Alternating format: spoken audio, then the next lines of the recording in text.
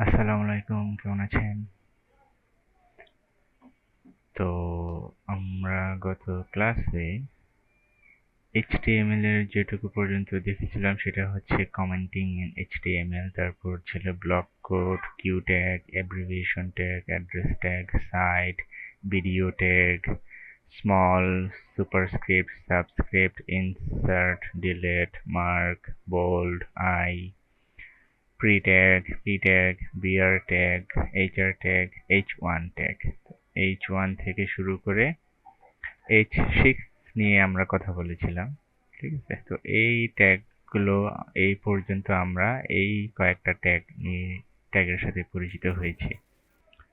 তো এগুলোর সাথে যাতে কোনটার কি কাজ সেটা যাতে মনে থাকে তার জন্য আমাদেরকে যখন আমরা HTML শিখব, শেখার পথে থাকবো, তখন আমাদের উচিত হবে প্রতিদিন HTML শুরু করার আগে একবার করে এগুলো দেখে নেয়া এবং লেখার মাধ্যমে প্র্যাকটিস না করলেও ট্যাগগুলো দেখে সেটার কি কাজ সেটা যাতে একটু রিপিট করা হয় মনে মনে, যে H1 থেকে H6 পর্যন্ত হচ্ছে হেডলাইন বানানোর জন্য ব্যবহার করা হয়, HR দিয়ে একটা হরাইজন্টাল লাইন বানানো হয়, BR দিয়ে একটা লাইন ব্রেক দেওয়া হয়, P দিয়ে প্যারাগ্রাফ বানানো হয়, প্রি হচ্ছে কোড লেখার জন্য, কোড সিনট্যাক্স লেখার জন্য ব্যবহার করা হয়, আই ট্যাগ দিয়ে ইটালিক, বি দিয়ে বোল্ড, মার্ক দিয়ে টেক্সট বা ওয়ার্ড মার্ক করার জন্য, তারপর ডিলিট করার জন্য, ইনসার্ট করার জন্য, সাবস্ক্রিপ্ট নিচে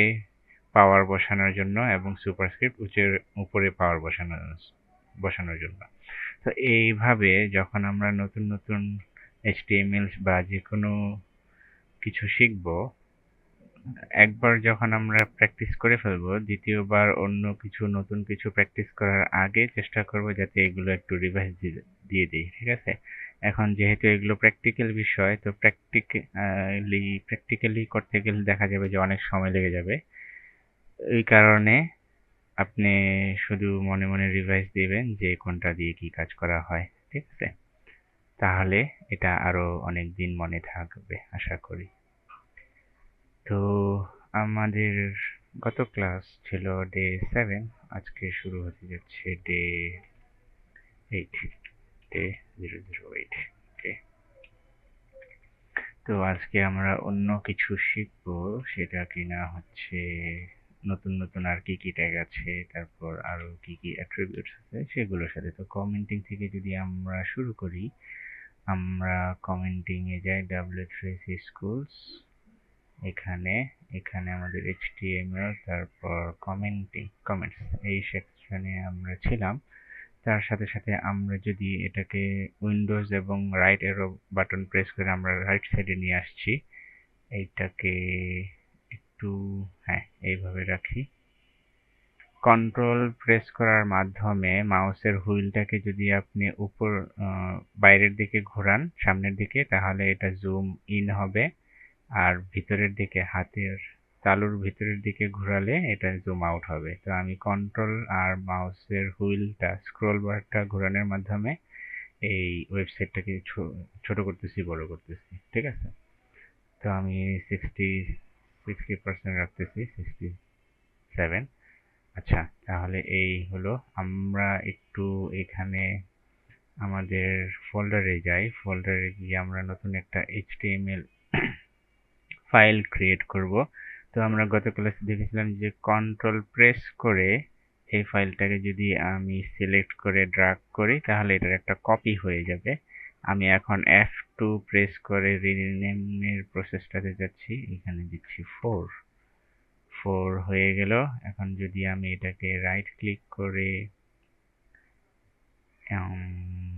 ওপেন করব নোটপ্যাড দিয়ে। ঠিক আছে? তো নোটপ্যাড করব, আমি এগুলোকে সব ডিলিট করে দিচ্ছি। তো এইভাবে কপি করার উদ্দেশ্য কি? উদ্দেশ্য হচ্ছে যাতে এই ফোল্ডারের মধ্যে ফাইলটা থাকে এবং নামগুলো যাতে বারবার না লেখা লাগে। ঠিক আছে? এছাড়া অন্য কোনো ওয়ে নাই। এছাড়া আপনি এইভাবে ক্রিয়েট করে এটাকে আপনি সেভ করতে পারেন। HTML কিছু একটা লিখলাম, HT, তারপরে S দিলাম, তারপরে আপনাকে লোকেশন সিলেক্ট করে দিতে হবে যে আমি কোথায় সেভ করব, এখানে, তারপরে আবার নাম দিতে হবে। এই লম্বা একটা প্রসেসের মধ্যে না গিয়ে আমি এই শর্টকাট ফলো করতেছি। আপনারা চাইলে অন্যভাবেও এই ফাইলগুলো রেগুলার প্রসেসেও ক্রিয়েট করতে পারেন। যেমন কি এই যে এখানে গিয়ে নিউতে গিয়ে তারপর টেক্সট ফাইল, তারপর html day05, তারপর .html, তারপর বাকিগুলো ডিলিট। এইভাবে যদি আমি দেই তাহলেও ফাইল ক্রিয়েট হয়, কিন্তু একটা লম্বা প্রসেস। এই জন্য আমি এইভাবে করতেছি, ঠিক আছে? তো আমি এটাকে সেভ করে দেই। সেভ করে মানে সবকিছু ডিলিট করে দিছি। HTML day3 তে যা ছিল, আমি এটাকে আবার রান করাই ফ্লাই ব্রাউজারে ডাবল ক্লিক করে। এই যে এখানে ওপেন হয়েছে HTML ফাইলের নাম আছে, এটা ফাইলে এই যে উপরে ট্যাবের মধ্যে যে নামটা দেখতেছি HTML day4, এটা হচ্ছে ফাইলের নাম। আমরা এখানে আজকে দ্রুত কথা না বলে আমরা আমাদের টেমপ্লেটটা HTML এর যে বেসিক স্ট্রাকচার সেটা ক্রিয়েট করে ফেলি। ডক টাইপ HTML, তারপর ক্লোজ করে দিলাম, তারপরে HTML শুরু হবে, HTML ক্লোজ হবে। এর মাঝখানে থাকবে হচ্ছে হেড, হেডের এখানে থাকবে টাইটেল, টাইটেল হচ্ছে HTML day04, তারপর টাইটেল ক্লোজ, তারপর হেড ক্লোজ, তারপর হচ্ছে বডি স্টার্ট, বডি ক্লোজ। এখন আমি Ctrl+S দিয়ে সেভ করে দিলাম। এখন যদি আমি এটা রিফ্রেশ করি, এই যে স্পেস সহকারে যে নামটা আসছে সেটা হচ্ছে আমার এই টাইটেল ট্যাগ থেকে আসছে। এখন আমি এই হেডের মধ্যে একটা স্টাইল অ্যাট্রিবিউটস নিয়ে আসি। সরি, এইখানে স্টাইল,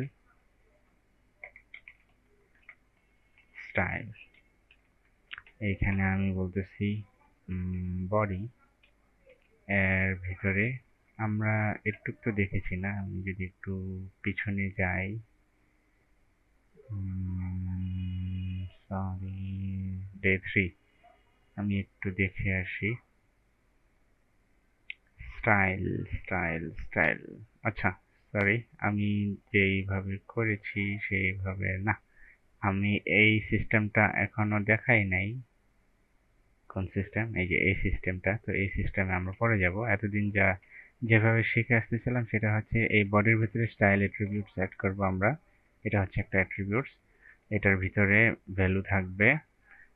আমি লিখতেছি ব্যাকগ্রাউন্ড, তারপর কোলন দিয়ে বলতেছি, আমি ফাইলটাকে ওপেন করি। এই যে এখানে কোলন দিয়ে বলতেছি ব্ল্যাক, তারপর সেমিকোলন দিয়ে ক্লোজ। কালার মানে হচ্ছে টেক্সট কালার, এখানে আমি বলতেছি হোয়াইট, সেমিকোলন দিলাম, Ctrl+S দিলাম। এখন যদি রিফ্রেশ করি, ব্ল্যাক হয়ে গেছে। হোয়াইট কি করছি আমরা সেটা বোঝা যাচ্ছে না, কারণ কি আমাদের এই বডির মধ্যে এখনো কোনো টেক্সট নাই। আমি একটা h1 নিয়ে আসি, h1 HTML day04, তারপর h1 ক্লোজ, Ctrl+S দিই। এই যে আমি এই বডির মধ্যে নতুন একটা জিনিস নিয়ে আসি, font family Tahoma colon, save, refresh, এরকম আসলো। আমার যতটুকু ধারণা, আচ্ছা আমি আগের ফাইলটাকে পাশাপাশি রাখি যাতে আমি বুঝাইতে পারি বা দেখতে পারি গত ক্লাসে কি কি নিয়ে আলোচনা করেছিলাম। ওকে, তাহলে আমাদের ফন্ট ফ্যামিলি, হ্যাঁ ফন্ট ফ্যামিলি নিয়েও গত ক্লাসে কথা বলেছি।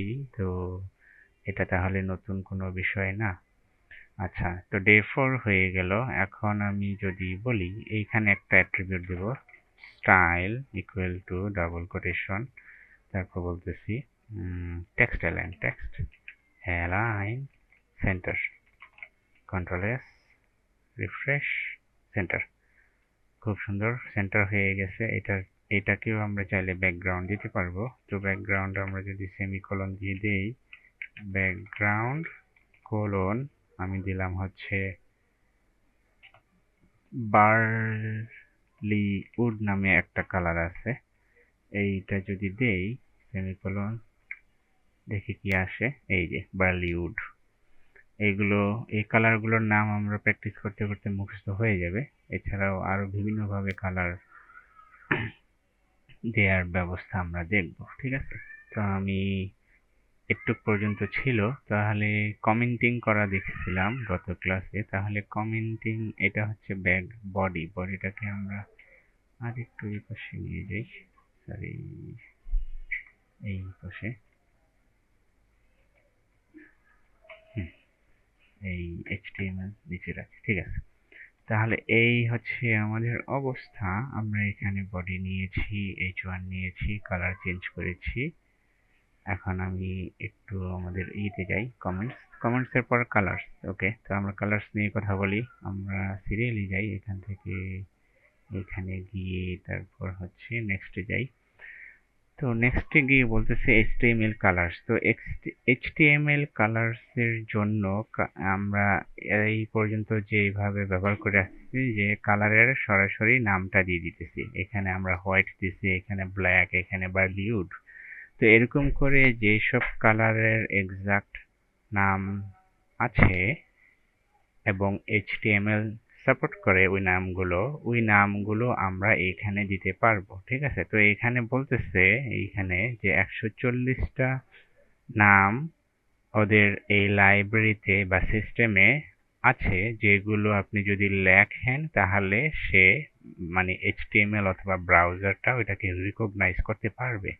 তো আমি যদি একটু ওপেন করি, তাহলে দেখতে পাবেন এই যে এই সবগুলো হচ্ছে নাম। এই যে উপরে এটা নাম, এটা হচ্ছে একটা কোড, কালার কোড বলে, সেটা নিয়ে আমরা একটু পরেই বলতেছি। তো এখানে 140টা কালার নাম আছে। তার মানে আপনি সরাসরি এই 140টার যে কোনো একটা নাম যদি এখানে ব্যবহার করেন, তাহলে আপনি ওই কালারটা দেখতে পাবেন। ফর এক্সাম্পল, আমি যদি স্নোটা লিখি, এখানে বার্লিউডের পরিবর্তে আমি লিখলাম স্নো। কন্ট্রোল এস দিয়ে সেভ করি, এখানে রিলোড করি। এই যে স্নো, একবারে লেখার কালার এবং ওটার কালার প্রায় সেম হয়ে গেছে। আমি যদি কালারটাকে এখন করে দেই বার্লিউড, দেখেন কি অবস্থা হয়। কালার মানে হচ্ছে টেক্সট কালার। তো আমি এখানে বলতেছি বার্লিউড, কন্ট্রোল এস, রিফ্রেশ। এই যে, তাহলে এটা কিন্তু পুরোপুরি হোয়াইট না, একটু গ্রে কালারের, ঠিক আছে। তো এইভাবে, তো আমি এটাকে কন্ট্রোল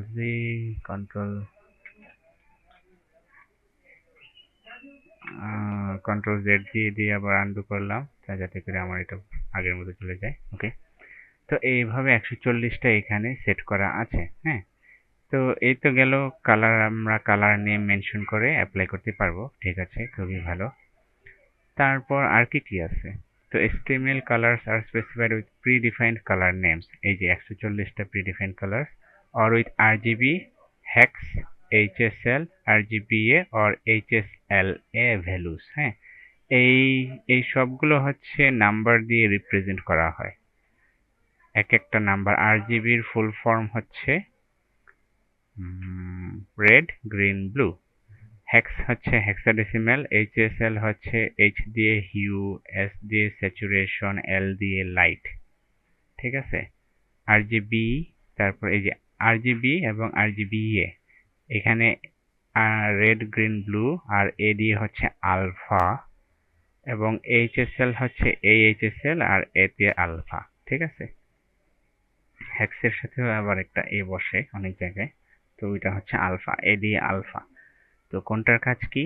তো RGB যেগুলো আছে সেগুলো হচ্ছে আমরা সরাসরি একবারে সলিড যেটাকে বলে সেটা, আর যেটার সাথে A আছে সেটার মানে হচ্ছে আমরা ট্রান্সপারেন্সি মাত্রাটা দিয়ে দিতে পারবো। তার মানে হচ্ছে আমরা অনেক সময় কাপড় দেখি, যে কাপড় হাতে ধরলে হাতের আঙ্গুলগুলো কাপড়ের মধ্য দিয়ে দেখা যায়।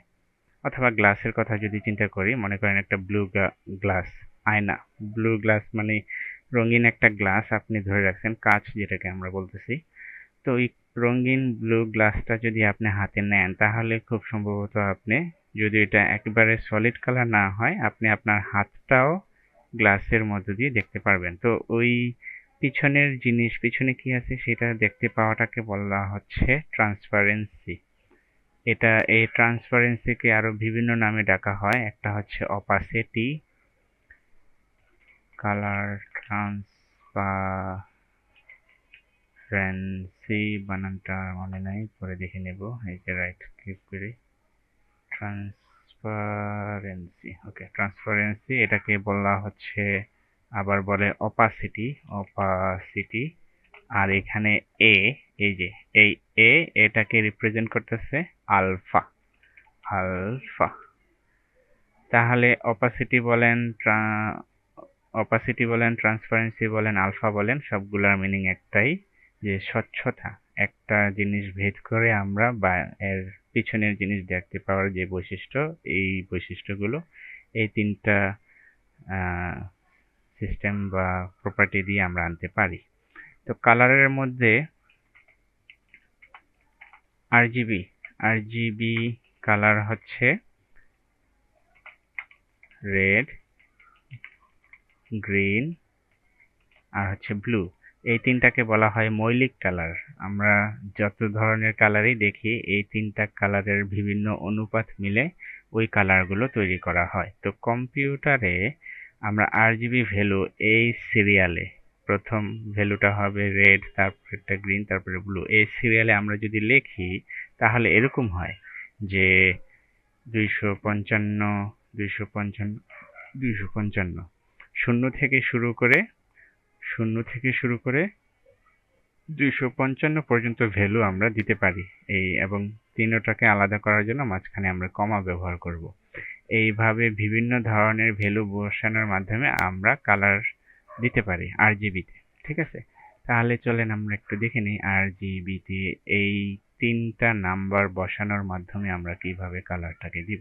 তো আমি যদি এখানে যাই, আমি এখানে বলতেছি এটাকে, যে আমি এটাকে একটা লাল কালার দিব। হ্যাঁ, তো লাল কালার, আচ্ছা ব্যাকগ্রাউন্ডটা সেম থাক, আমি লেখার কালারটাকে একটা লাল কালার দিব। তো ওইটার জন্য লেখার কালার সিলেক্ট করা নাই, আমি এখানে নিচ্ছি প্রপার্টি কালার, এবং এটার ভ্যালু আমি আরজিবিতে দিব। আরজিবি এইখানে, আচ্ছা আরজিবি লেখা লাগবে না, আমি এখানে দিলাম লাল দিব। হ্যাঁ, তাহলে প্রথম আমি বলেছিলাম আরজিবি, ওই যে এখানে, তো রেড, গ্রিন, ব্লু। তো প্রথম নাম্বারটা রিপ্রেজেন্ট করে লালকে, তারপর এটা গ্রিন, তারপর এটা ব্লু। তো রেড যেহেতু রেড, বাকিগুলো 0 করে দিলেই হবে এবং রেডের ভ্যালুটা সম্পূর্ণ থাকবে। তো 0 থেকে 255 পর্যন্ত হাইয়েস্ট ভ্যালু।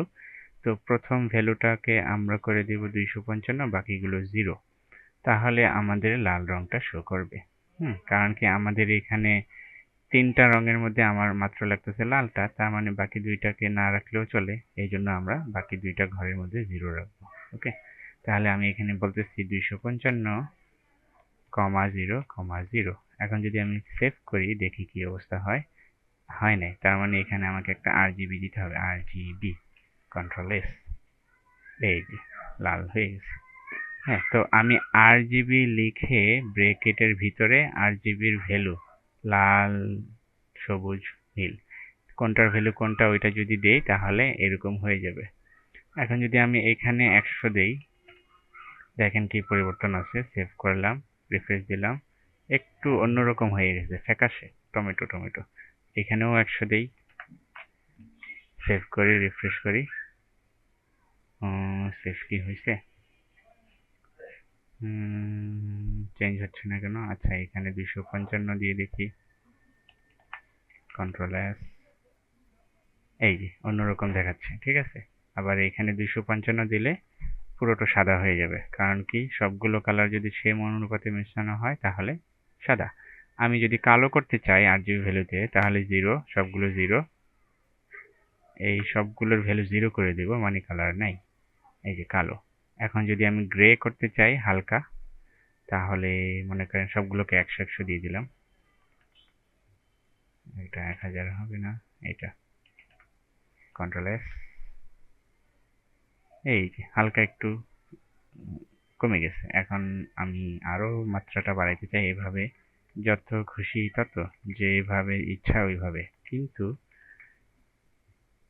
এই যে আর একটু কমতেছে। ঠিক আছে, তো এইভাবে আমি গ্রে করতে পারবো। তো সবগুলোতে 255 দেওয়া মানে হচ্ছে সাদা করব। তো আমি যদি 200 দেই তাহলেই দেখে আরেকটু লাইট হবে। গ্রে 200 200 কন্ট্রোল এস রিফ্রেশ, এই যে এরকম হচ্ছে। ঠিক আছে, এইভাবে আমরা এই ভ্যালুগুলো চেঞ্জ করে নাম্বারগুলো মানগুলো পরিবর্তন করে বিভিন্ন কালারের কম্বিনেশন বানাতে পারবো। কিন্তু এইখানে এইভাবে তাহলে আমরা আমাদের ডিজায়ার্ড কালারটা কিভাবে আনবো, এখানে একটা সমস্যা থেকে যায়। এর আগে আমরা কত সুন্দর শুধু লাল লিখলে লাল চলে আসতো, বার্লি উড লিখলে বার্লি উড চলে আসতো। তো এটাকে আমি বার্লি উডের কালার কোড কত আমি আরজিবিতে কিভাবে পাবো, এটা একটা সমস্যার বিষয়, যেটা খুবই সহজ সমাধান আছে, সেটা আমরা পরবর্তীতে গিয়ে দেখব। ঠিক আছে, পরবর্তীতে আমরা গিয়ে দেখব যে এটার সমাধান কিভাবে করে। তো এটা লেখার সিস্টেম হচ্ছে লিখবো আমরা কিভাবে লিখবো, আরজিবি দিব, তারপরে ফার্স্ট সেকেন্ড ব্রেকেট দিয়ে 0, 0, 0 এই তিনটা ভ্যালুতে লেখার সিস্টেম। ঠিক আছে, আরজিবি ছোট হাতের দেন বড় হাতের দেন সেটা কোনো সমস্যা নাই। আমি যদি এইখানে আরজিবিটাকে কেটে বড় হাতে দিই আরজিবি কন্ট্রোল এস, দেখেন এটা এরকমই আছে, কোনো সমস্যা নাই। ঠিক আছে, আবার যদি আমি এটাকে চেঞ্জ করে রেড করি 255 00 কন্ট্রোল এস, এই যে রেড। তো আরজিবি ছোট হাতের দেন বড় হাতের দেন সেটা ম্যাটার করে না। তাহলে আরজিবি এইভাবে আমরা আরজিবি কালার সেট করতে পারবো। এবার চলে আসি অন্য কি কালার আছে। তারপর হচ্ছে হেক্সাডেসিমেল কোড। হ্যাঁ, হেক্সাডেসিমেল কোড হচ্ছে কম্পিউটারের একটা numbering system. Hex hex colour. তো হেক্সাডেসিমেলের মধ্যেও রেড, গ্রিন, ব্লু এই সিকোয়েন্সটা মেনটেন করা হয়। ঠিক আছে, কিন্তু এখানে সিকোয়েন্স এইভাবে মেনটেন করলেও এগুলোর ভ্যালুগুলো 0 থেকে 255, 0 to 255 পর্যন্ত এইভাবে দেওয়া হয় না। এখানে দেওয়া হয় 0 থেকে শুরু করে F পর্যন্ত। যারা 9-10-এ বা কলেজে আইসিটি বই কম্পিউটার বই পড়েছেন তারা জানেন যে হেক্সাডেসিমেলের ভ্যালু 16টা ভ্যালু হয়, 0 থেকে 9, তারপর হচ্ছে A B C D E F, এই 16টা ডিজিট। তাহলে 16টা ডিজিট 0 থেকে শুরু করে এফ, এফ হচ্ছে সর্বোচ্চ। তাহলে আমরা এইভাবে দিতে পারি F F F F F F. ঠিক আছে, তাহলে 6টা। কিন্তু এখানে কথা হচ্ছে যে আমরা এখানে এগুলোকে সেপারেটর যে কমা, এই কমাটা দিব না, সরাসরি এটা দেব এবং এটার সামনে একটা হ্যাশ সাইন দিয়ে দেব। এটাকে আবার পাউন্ড সাইনও বলে অনেকে, মানে ইংলিশে হয়তো বা লন্ডনে পাউন্ড সাইন অথবা হ্যাশ সাইন অথবা নাম্বার সাইন দিব। দেওয়ার পর প্রথম দুইটা ডিজিট রিপ্রেজেন্ট করবে রেড কালার, দুইটা ডিজিট বা লেটার বলেন, যেহেতু এটা একটা হেক্সাডেসিমাল নাম্বারিং সিস্টেম তাহলে এগুলো ডিজিট হিসেবেই কাউন্ট হবে। তারপর হচ্ছে পরবর্তী দুইটা ডিজিট গ্রিন কালারকে রিপ্রেজেন্ট করে, তার পরবর্তী সবার শেষের দুইটা ডিজিট ব্লু কালারকে কাউন্ট করে, এবং আরজিবির মতো এই ডিজিটগুলো কমা দিয়ে সেপারেট করা হয় না।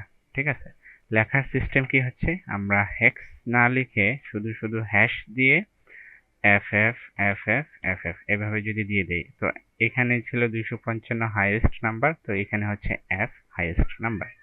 ঠিক আছে, তো এইভাবে যদি আমি এখন এই কোডগুলোকে লিখতে যাই, মনে করেন হেক্সাডেসিমেলে এখন আমি লিখি, এইটাই না লিখে আমি এটাকে কপি করি, কপি করে এখানে পেস্ট করি, কন্ট্রোল ভি দিয়ে পেস্ট করলাম, কন্ট্রোল সি দিয়ে, এবং এটাকে H1 না দিয়ে দিচ্ছি আমি H2, এইখানেও দিচ্ছি H2, কন্ট্রোল এস দিলাম, এখানে রিফ্রেশ করি, এই যে H2 একটু ছোট H1 এর চাইতে। তো আমি এখানে লিখবো হেক্সাডেসিমাল কালার। আমি কি, আচ্ছা H2 তো HTML4 day4 এর মধ্যেই থাকুক, আমি এইটাকে আবার কপি করি, কপি করে আমি এখানে পেস্ট করি এবং এইখানে বলি আরজিবি কালার, আরজিবি কালার শুধুমাত্র প্রেজেন্টেশনের জন্য, অন্য কোনো কারণ নাই। তারপরে এখানে বলতেছি hex colour, control S, refresh, এই আরজিবি হেক্স। তাহলে এইখানে আমি আরজিবি দিয়ে মেনশন করব রেড কালার। তাহলে যেভাবে করতে পারি হ্যাশ, তাহলে প্রথম দুইটা ডিজিট হচ্ছে রেডের জন্য, তাহলে FF, তারপরে হচ্ছে গ্রিন আমাদের লাগবে না 00, তারপরে ব্লু আমাদের লাগবে না 00, কন্ট্রোল এস। এখন দেখি, এই যে এখনো রেড আছে। তা আমি যদি এটাকে ব্ল্যাক করে দিতে চাই সবগুলো হবে 00, আমি কন্ট্রোল এস দিলাম, এই যে ব্ল্যাক। এখন আমি মনে করেন এটাকে যদি গ্রিন করি, মাঝখানে একটা চেঞ্জ করব, FF, কন্ট্রোল এস। তো কন্ট্রোল এস দিলাম গ্রিন করার জন্য, এই যে মানে কন্ট্রোল এস সেভ করার জন্য গ্রিন হয়ে গেল। আমি এটাকে গ্রিন না রেখে করব ব্লু, তাহলে এগুলোকে 00, শেষের দুইটা হবে FF, হাইয়েস্ট নাম্বার, রিফ্রেশ, এই যে ব্লু। ঠিক আছে, তাহলে এইভাবে আমরা হেক্সাডেসিমাল কালার দিতে পারি। এখন আমি এটাকে করব গ্রে। যদি গ্রে করি, আমি ই ই ই ই ই ই, প্রথম দুইটা হচ্ছে রেড, গ্রিন এবং শেষের দুইটা ব্লু, সেভ করলাম। এই যে হালকা গ্রে, এটা বেশি হয়ে গেছে, তো আমি যদি 99 দেই, মানে বেশি হোয়াইট হয়ে গেছে, 6টা হলো, বেশি হয়ে গেছে একটা বেশি, কন্ট্রোল এস, এই যে গ্রে কালার। ঠিক আছে, সিলভার কালারও বলে নাকি। তো এইটা হচ্ছে গ্রে। তাহলে 0 থেকে F পর্যন্ত ভ্যালু, দুইটা দুইটা করে ভ্যালু আমরা বসাইতে পারি এটা। এবং হেক্সাডেসিমাল কালার কোড মেনশন করার জন্য আমাদেরকে এই পাউন্ড সাইন অথবা হ্যাশ সাইনটা দিতে হবে। হেক্সাডেসিমাল কালার এইভাবে লেখে। তো এখানে একটা ছোট্ট একটা নোট আছে। নোটটা হচ্ছে, যখন আমাদের এই দুইটা দুইটা করে আমরা ডিজিট নিচ্ছি আরজিবির জন্য, রেড, গ্রিন, ব্লু, তো যখন আমাদের দুটো ডিজিট সবগুলোর সমান মানে সেম হয়ে যায়, দুটো ডিজিট সেম হয়ে যায়, তখন আমরা দুই অক্ষরে না রেখে ওটাকে সিঙ্গেল অক্ষরে রাখতে পারি। যেমন কি আমি যদি চাই যে ব্ল্যাক লিখবো, ব্ল্যাক, তো আমরা এতক্ষণ লিখে আসছিলাম এই রেডের জন্য দুইটা ভ্যালু, গ্রিনের জন্য দুইটা ভ্যালু, ব্লু এর জন্য দুইটা ভ্যালু, এরকম 6টা ডিজিট। সবগুলোই যেহেতু 00, আমরা সিঙ্গেল মানে প্রতিটা রেড, গ্রিন, ব্লু এই তিনটাকে একটা ডিজিটে কনভার্ট করতে পারি, মানে প্রতিটার জন্য দুইটা ডিজিট বরাদ্দ না রেখে একটা, 1 2 3 এইভাবে। তাহলে প্রথমটা হবে রেড, পরেরটা গ্রিন, তারপরেরটা ব্লু। হ্যাঁ, তো এই ফরম্যাটটা শুধুমাত্র তখনই কাজে ব্যবহার করতে পারবেন যখন সবগুলো মানে দুটো ডিজিট সেম হবে। তখন কোনো কারণে এই যে এখানে যেমন কি F আছে, তার মানে আমরা এটাকে এভাবে লিখতে পারি, একটা, দুইটা, তিনটা। এই প্রথম F হচ্ছে রেড, দ্বিতীয় F হচ্ছে গ্রিন, পরেরটা হচ্ছে ব্লু। আবার মনে করেন একটা ভ্যালু আমরা যেটা লিখেছিলাম গ্রে করার জন্য, 999999, প্রথম দুইটা হচ্ছে রেডের জন্য, পরবর্তী দুইটা গ্রিনের জন্য, তারপরের দুইটা ব্লু এর জন্য। তো আমরা এভাবেও করতে পারি, এভাবে, যেহেতু সবগুলো সেম। তো প্রথমটা হচ্ছে 9 রেডের জন্য, দ্বিতীয় 9 হচ্ছে গ্রিনের জন্য, তৃতীয় 9 হচ্ছে ব্লু এর জন্য। হ্যাঁ, কিন্তু কোনো কোড যদি এরকম থাকে, EF মানে রেডেরটা, তারপর হচ্ছে 80, তারপর হচ্ছে AA, এরকম কোড যদি থাকে, এগুলাকে এরকম সংক্ষিপ্ত আকারে আনা যাবে না। কারণ কি এখানে কোনোটার সাথে মনে করেন লাস্টের দুইটা মিলছে, তো আমি লাস্টেরটা A বসাতে পারবো না, দুইটার জন্য একটা, কারণ কি এগুলো আমরা ছোট করতে পারতেছি না, এটাকেও পারবো না। ঠিক আছে, এটা যদি এরকম হইতো EE88AA, তাহলে হয়তোবা আমরা এটাকে সরাসরি এইভাবে লিখতে পারতাম, E8A। আমরা একটু দেখি যে এইটাকে এটা লিখলে হয় কিনা আমরা। তাহলে EE88 আমরা দিব। আমরা এখানে ছিল এই ফরম্যাটটা, আমি এখানে লিখি EE88AA, কন্ট্রোল এস, দেখি আমাদের কালার কোডটা কি আসে। এই যে একটা পিঙ্ক কালার আসছে, এটাকে আমরা শর্ট করি, এখন একটা একটা করে দিয়ে দিই, কন্ট্রোল এস, এই যে পিঙ্ক কালারেই আছে। তার মানে সবগুলোর সবগুলোর ভ্যালু যদি সেম, মানে এইটা মাঝখানের রেড, মাঝখানের গ্রিন, তারপর হচ্ছে ব্লু, তিনোটার দুইটা ডিজিটই যদি সেম হয় তখন আমরা এটাকে শর্ট ফর্মে আনতে পারবো। একটারটা যদি অন্যরকম হয়ে যায় এরকম, তাহলে আমরা এটাকে এরকম শর্ট করে কনভার্ট করতে পারবো না। এইটাই হচ্ছে আমাদের নোট, ঠিক আছে? তো এখানে অনেকগুলো লেখা দেখে আপনারা কনফিউজড হয়ে যেতে পারেন, তো আমি এগুলোকে কাট করতেছি, ঠিক আছে? এইটাকে আমরা রাখি এইভাবে, সুন্দর করে বোঝার জন্য এইভাবে দিয়ে দেই। আর এটা এটা অথবা এটা, তারপর এটা অথবা এটা, ঠিক আছে? RGB কালার গেল এটা। তারপর RGB কালারের পর আমরা যে কালারটা শিখব সেইটা হচ্ছে HSL। HSL, RGBA, HSLA, এই কালারগুলো আপাতত না বললেও চলবে, সবগুলোর ভ্যালু সেম, কিন্তু অপাসিটিটা দেখানোর জন্য আমি এটার ভ্যালুটা ফরম্যাটটা দেখাই, ঠিক আছে? সবগুলো বেশিরভাগ ক্ষেত্রে RGB হেক্স অথবা RGBA এই ফরম্যাট HTML এ ব্যবহার করা হয়, তবে আপনি যে কোনোটা ব্যবহার করেন এখানে সবগুলোই সাপোর্ট করবে, কোনো সমস্যা নাই। তো আমরা RGBA ফরম্যাটটা নিয়ে দেখাই যে RGBA নিয়ে কি কাজ করে। RGBA এটার কালার, তো এটার ফরম্যাট হচ্ছে রেড, গ্রিন, ব্লু, তারপর হচ্ছে আলফা। হ্যাঁ, এটার লেখার সিস্টেম হচ্ছে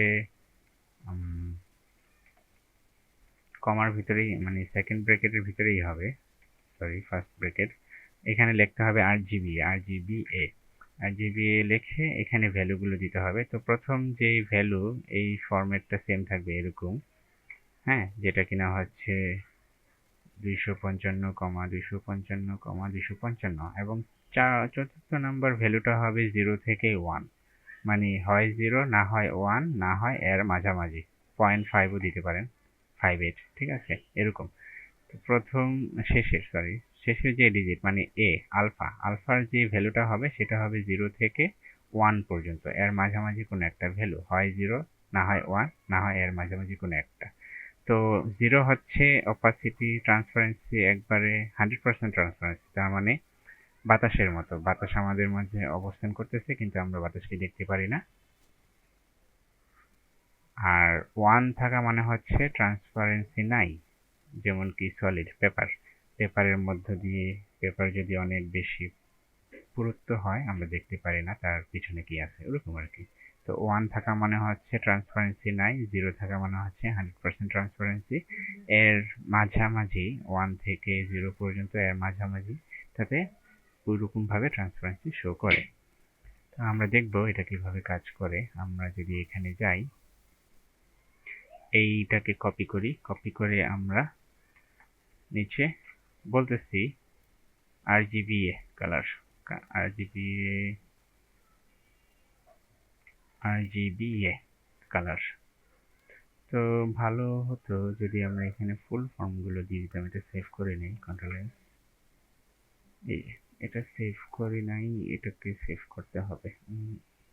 আচ্ছা, সেভ বলতে ফুল ফর্মগুলো আমরা লিখি নাই, ফুল ফর্মগুলো, আচ্ছা ফুল ফর্মগুলো সমস্যা নেই, আমরা তো মেনশন করেই দিচ্ছি, তো লিখলে হয়তো ভালো হতো আর কি, ঠিক আছে? তো RGBA, তো আমরা এখানে যেহেতু RGBA, এখানে আমরা এই ফরম্যাটটা না লিখে আমরা হচ্ছে লিখব RGBA, তারপরে ফার্স্ট ব্র্যাকেট থেকে স্টার্ট এন্ড ক্লোজ, তারপর মনে করেন আমি যদি রেড দিই, রেড 255, তারপর 0, তারপর 0, এবং তারপর এটা হচ্ছে অপাসিটি, আমি দিলাম 0, আমি প্রথমে 1 দিই, 100% অপাসিটি, মানে পুরো রেড হবে, এই যে RGB ফুল রেড। এখন যদি আমি 1 এর পরিবর্তে 0.5 দিই, কন্ট্রোল এস, সেভ করি, রিফ্রেশ করি, একটু ফ্যাকাশে হয়ে গেছে, বোঝা যাচ্ছে না। আমি 0.1 দিই, কন্ট্রোল এস দিই। এই যে আমি লেখাটার মধ্য দিয়ে ব্যাকগ্রাউন্ড কালারটাকেও দেখতে পারতেছি, ঠিক আছে। এখন যদি আমি 0.01 দিই তখন কি হয়, নাই বললেই চলে, ঠিক আছে। আমি 0.09 দিই, কন্ট্রোল এস। এই যে হালকা হালকা দেখা যাচ্ছে, ঠিক আছে। তো 0.5 অনেক বেশি, আমি 0.2 দিলাম, কন্ট্রোল এস। এই যে এভাবে। তো RGB এই আলফা ভ্যালুটা অ্যাড করার মাধ্যমে আমরা আমাদের ব্যাকগ্রাউন্ডে অথবা কালারের মধ্যে ট্রান্সপারেন্সিটা আনতে পারতেছি। তাহলে ট্রান্সপারেন্সি আনার জন্য আমরা এই আলফা ভ্যালুটা অ্যাড করব আমাদের কালার কোডের মধ্যে 0 থেকে 1, ঠিক আছে। হেক্সাডেসিমেল এর মধ্যেও আছে, এইটাকে তখন মনে হয় আরেকটা ভ্যালু দিতে হয়। হ্যাঁ, আমরা যদি যাই দেখি, তাহলে প্রথম কালার কোড হচ্ছে কালার নেম দিয়ে লিখতেছে, তারপর হচ্ছে কালার ভ্যালুস আরজিবি হচ্ছে এভাবে লিখতেছে, হেক্সাডেসিমাল এভাবে লিখতেছে। এইচএসএলটা হচ্ছে পার্সেন্টেজের মধ্যে লিখতেছে, সবগুলো না, আবার লাস্টের দুইটা পার্সেন্টেজ। তাহলে এইচ দিয়ে হচ্ছে হিউ, হিউ মানে কালার বোঝায়। এইচ দিয়ে হিউ, হিউ মানে হচ্ছে কালার। এস দিয়ে হচ্ছে স্যাচুরেশন, স্যাচুরেশন মানে হচ্ছে কন্ট্রাস্ট আর কি, কত গভীর বা ডার্কনেসটাকে বোঝায়। আর এল দিয়ে হচ্ছে লাইট, লাইট কতটুকু লাইট পড়বে সেটা। তো এইগুলোকে কন্ট্রোল করার মাধ্যমে আমরা এটাকে চেঞ্জ করতে পারি, কালারটাকে চেঞ্জ করতে পারি। এবং আরজিবি এ, এইচএসএল এ তো আলফার জন্য সব জায়গায় 0 থেকে 1 পর্যন্ত ভ্যালু নেওয়া হচ্ছে, ঠিক আছে। এই হলো আমাদের কালারের কনসেপ্ট, আরজিবি, হেক্সাডেসিমাল, এইচএসএল। আমরা কালার কোড, ঠিক আছে। তাহলে এইগুলো আমরা এই 3 ভাবে আমরা কালার কোড দিতে পারি যদি আরজিবি দিয়ে। তাছাড়া আরেকটা কালার সিস্টেম হচ্ছে সরাসরি কালারের নেম মেনশন করা। তো বাই ডিফল্ট এইচটিএমএল এ 140টা নাম দেয়া আছে যেগুলো ব্রাউজার সরাসরি চিনতে পারে। এর বাইরে যদি অন্য কোনো রঙের নাম আপনি দেন, মনে করেন আমি দিলাম লাইট রেড অথবা লাইট পিঙ্ক, যে আমরা অনেক সময় বলে থাকি light dark, light maroon, dark maroon, light chocolate, এরকম ভাবে বলে থাকি। তো ওই নামে যদি এখানে কোনো কালার না থাকে এই এই লিস্টের মধ্যে, তাহলে ওই কালারটা পাবে না, ব্রাউজার বুঝতে পারবে না। ওইসব ক্ষেত্রে বা আমরা যদি কাস্টমাইজড কালার চাই, মনে করেন এইটা হচ্ছে তিল কালার, ঠিক আছে, কিন্তু কোনো সমস্যা নেই, কিন্তু এইটার চাইতে আরেকটু লাইট, এটার কোড হচ্ছে 008080, আমি চাই এটার চাইতে আরেকটু লাইট। তো ওইটা করার জন্য আমাদেরকে এই ভ্যালু চেঞ্জ করতে হবে। এই ভ্যালু চেঞ্জ করতে হবে মানে এর আরো একটু নিচে দিতে হবে অথবা উপরে দিতে হবে, চেঞ্জ করে করে দেখতে হবে এইটা। এখন প্রশ্ন হলো, আমাদের যদি নিজেদের কাস্টমাইজড কালার দরকার হয়, যে কালার এইখানের মধ্যে মেনশন করা নাই কিন্তু আমাদের দরকার আছে, সেটা আমাদেরকে এইভাবে সবগুলো ভ্যালু চেঞ্জ করে করে তো দেখা সম্ভব না। তো ওইটার জন্য একটা সহজ পদ্ধতি আছে, সেটা আমরা আস্তে আস্তে পরবর্তী ক্লাসগুলোতে শিখব। এখন আপাতত এই টপিকসগুলোই থাক, ঠিক আছে। তারপর আমরা তাহলে চলে যাই নেক্সটে। আরজিবি এর জন্য আলাদা মেনশন করা আছে একটা চ্যাপ্টার, এই যে এখানে ভ্যালু চেঞ্জ করার মাধ্যমে আমাদের কালার কোড চেঞ্জ হচ্ছে, খুবই ভালো। এই যে ট্রান্সপারেন্সি, 0-তে 100%, 1-এ ফুল, 0-2, 0-4, 0.4, 0.6, 0.8, এইভাবে বিভিন্ন রেশিওতে ট্রান্সপারেন্সিটা কিরকম দেখায়। নেক্সটে যাই, hex colour code, FF, RGB same এখানে। তারপর এটার মধ্যেও আমাদের ট্রান্সপারেন্সি কি দিয়েছে না, ট্রান্সপারেন্সি এটাতে দেয় নাই, কিন্তু দেওয়ার ব্যবস্থা আছে। নেক্সটে যাই, এইচএসএল কালার, তো হিউতে হচ্ছে কালার চেঞ্জ করে। স্যাচুরেশনে কি করে, স্যাচুরেশনে হচ্ছে ব্ল্যাক এন্ড হোয়াইট একটা ইফেক্ট আনে, ঠিক আছে, ব্ল্যাক এন্ড হোয়াইটের পার্সেন্টেজ স্যাচুরেশন। আর লাইটে হচ্ছে লাইট থাকা এবং না থাকা আর কি। একবারে বেশি ব্রাইটনেস, আমরা চোখে কিছুই দেখতেছি না, সব সাদা। আর একবারে লো লাইট, লাইট নাই মানে আমরা ডার্ক, একবারে কালো অন্ধকার দেখতেছি, এইটা। তো এইচএসএল হচ্ছে এখানে প্রথমটা রেগুলার ভ্যালু, যেটা কিনা কত পর্যন্ত বসে এখানে লেখা আছে হিউ ডিগ্রি। ও আচ্ছা আচ্ছা। তো hue is a degree on the colour wheel. তো একটা কালার হুইল আছে, সেটা আমরা দেখব ভবিষ্যতে। ওই কালার হুইলটা একটা হুইল, যেহেতু এটা একটা সার্কেল, তো সার্কেল যেহেতু ডিগ্রি অনুযায়ী কোণ আকারে কাজ করে, তো কালার হুইল 0 থেকে 360 ডিগ্রি পর্যন্ত যেই ডিগ্রিটা দিবেন, ওই ডিগ্রিতে যে বাই ডিফল্ট যে কালারটা থাকবে সেই কালারটা সে এখানে নিবে, ঠিক আছে? তো কালার হুইলে ডিগ্রিটা কোন ডিগ্রিতে কোন কালার আছে সেটা জানা প্রয়োজন হয়। ওইটা জানলে ওই ডিগ্রিটা এখানে বসাই দেব 240 বা 300 বা এরকম, বা 39। তো বসানোর পর ওই কালারটা পেয়ে যাবে, ঠিক আছে? তো হিউতে হচ্ছে স্যাচুরেশন, তো স্যাচুরেশনটা কালার হুইলের উপর বেস করে করা হয়। ওকে, হিউর কথা কি আমরা বলেছি? বলি নাই, কিন্তু মেনশন মানে এখানে দেখাই নেই কাজ, সমস্যা নাই। তারপরে আমরা নেক্সট চ্যাপ্টারে যাচ্ছি। এবার HTML CSS। CSS বিষয়টা কি? এটা একটা খুব সুন্দর, মজার এবং বড় টপিক, যেটা কিনা আমরা প্রতিদিনই ব্যবহার করব। HTML CSS। তো আমরা এতদিন পর্যন্ত প্রথম ক্লাস থেকে HTML এর ডে 1 থেকে ডে 3, আজকে ডে 4 পর্যন্ত এলিমেন্টস গুলোর ভিতরে বা ট্যাগের ভিতরে একটা অ্যাট্রিবিউট ব্যবহার করে আসতেছি, যেটার নাম হচ্ছে স্টাইল, এবং ওইটার মধ্যে প্রপার্টি, এই প্রপার্টি এবং ভ্যালু দেওয়ার মাধ্যমে আমরা আমাদের এলিমেন্টস গুলোকে এইভাবে স্টাইল করতেছিলাম এতদিন পর্যন্ত, ঠিক আছে? এইভাবে স্টাইল করতেছিলাম। তো এটাকে বলতেছি আমরা অ্যাট্রিবিউট। এখন যে সিস্টেমে আছে সেটা হচ্ছে অ্যাট্রিবিউট, কিন্তু এটাকে আমরা চাইলে এই স্টাইলগুলোকে কালারিং সিস্টেম, লেআউট, ডিজাইন যেটাই বলেন, এই স্টাইলটাকে আমরা অন্যভাবেও লিখতে পারি। তো এটাকে বলতেছে cascading style sheet. CSS saves a lot of work. It can control the layout of multiple web pages at all at once. হ্যাঁ, তো এই CSS কনসেপ্টটা কি? ক্যাসকেডেড স্টাইল শিটস। এটার কনসেপ্ট হচ্ছে, আমি এই যে এখানে রুলস বা একটা ইনস্ট্রাকশন ব্রাউজারকে বলতেছি, এই H2 এর কালার এটা, স্টাইল এটা, এই H2 এর কালার এটা, স্টাইল এটা। তো এইটা আমি এই HTML এ না বলে দিয়ে অন্য একটা ফাইলে বলবো, এবং সেটা এই HTML এর ভিতরে বা ভিতরে যে কোনো কোথাও, যেখানে উপযুক্ত জায়গায়, একটা উপযুক্ত জায়গায় লিংক করাই দিব। HTML কে বলবো আমার আলাদা একটা ফাইল আছে, যেটার মধ্যে এলিমেন্টস এর কালার বর্ণ বা স্টাইল মেনশন করা আছে, ওই অনুযায়ী এগুলোকে, এলিমেন্টস গুলোকে স্টাইল করো। হ্যাঁ, তো CSS ওইটা করে।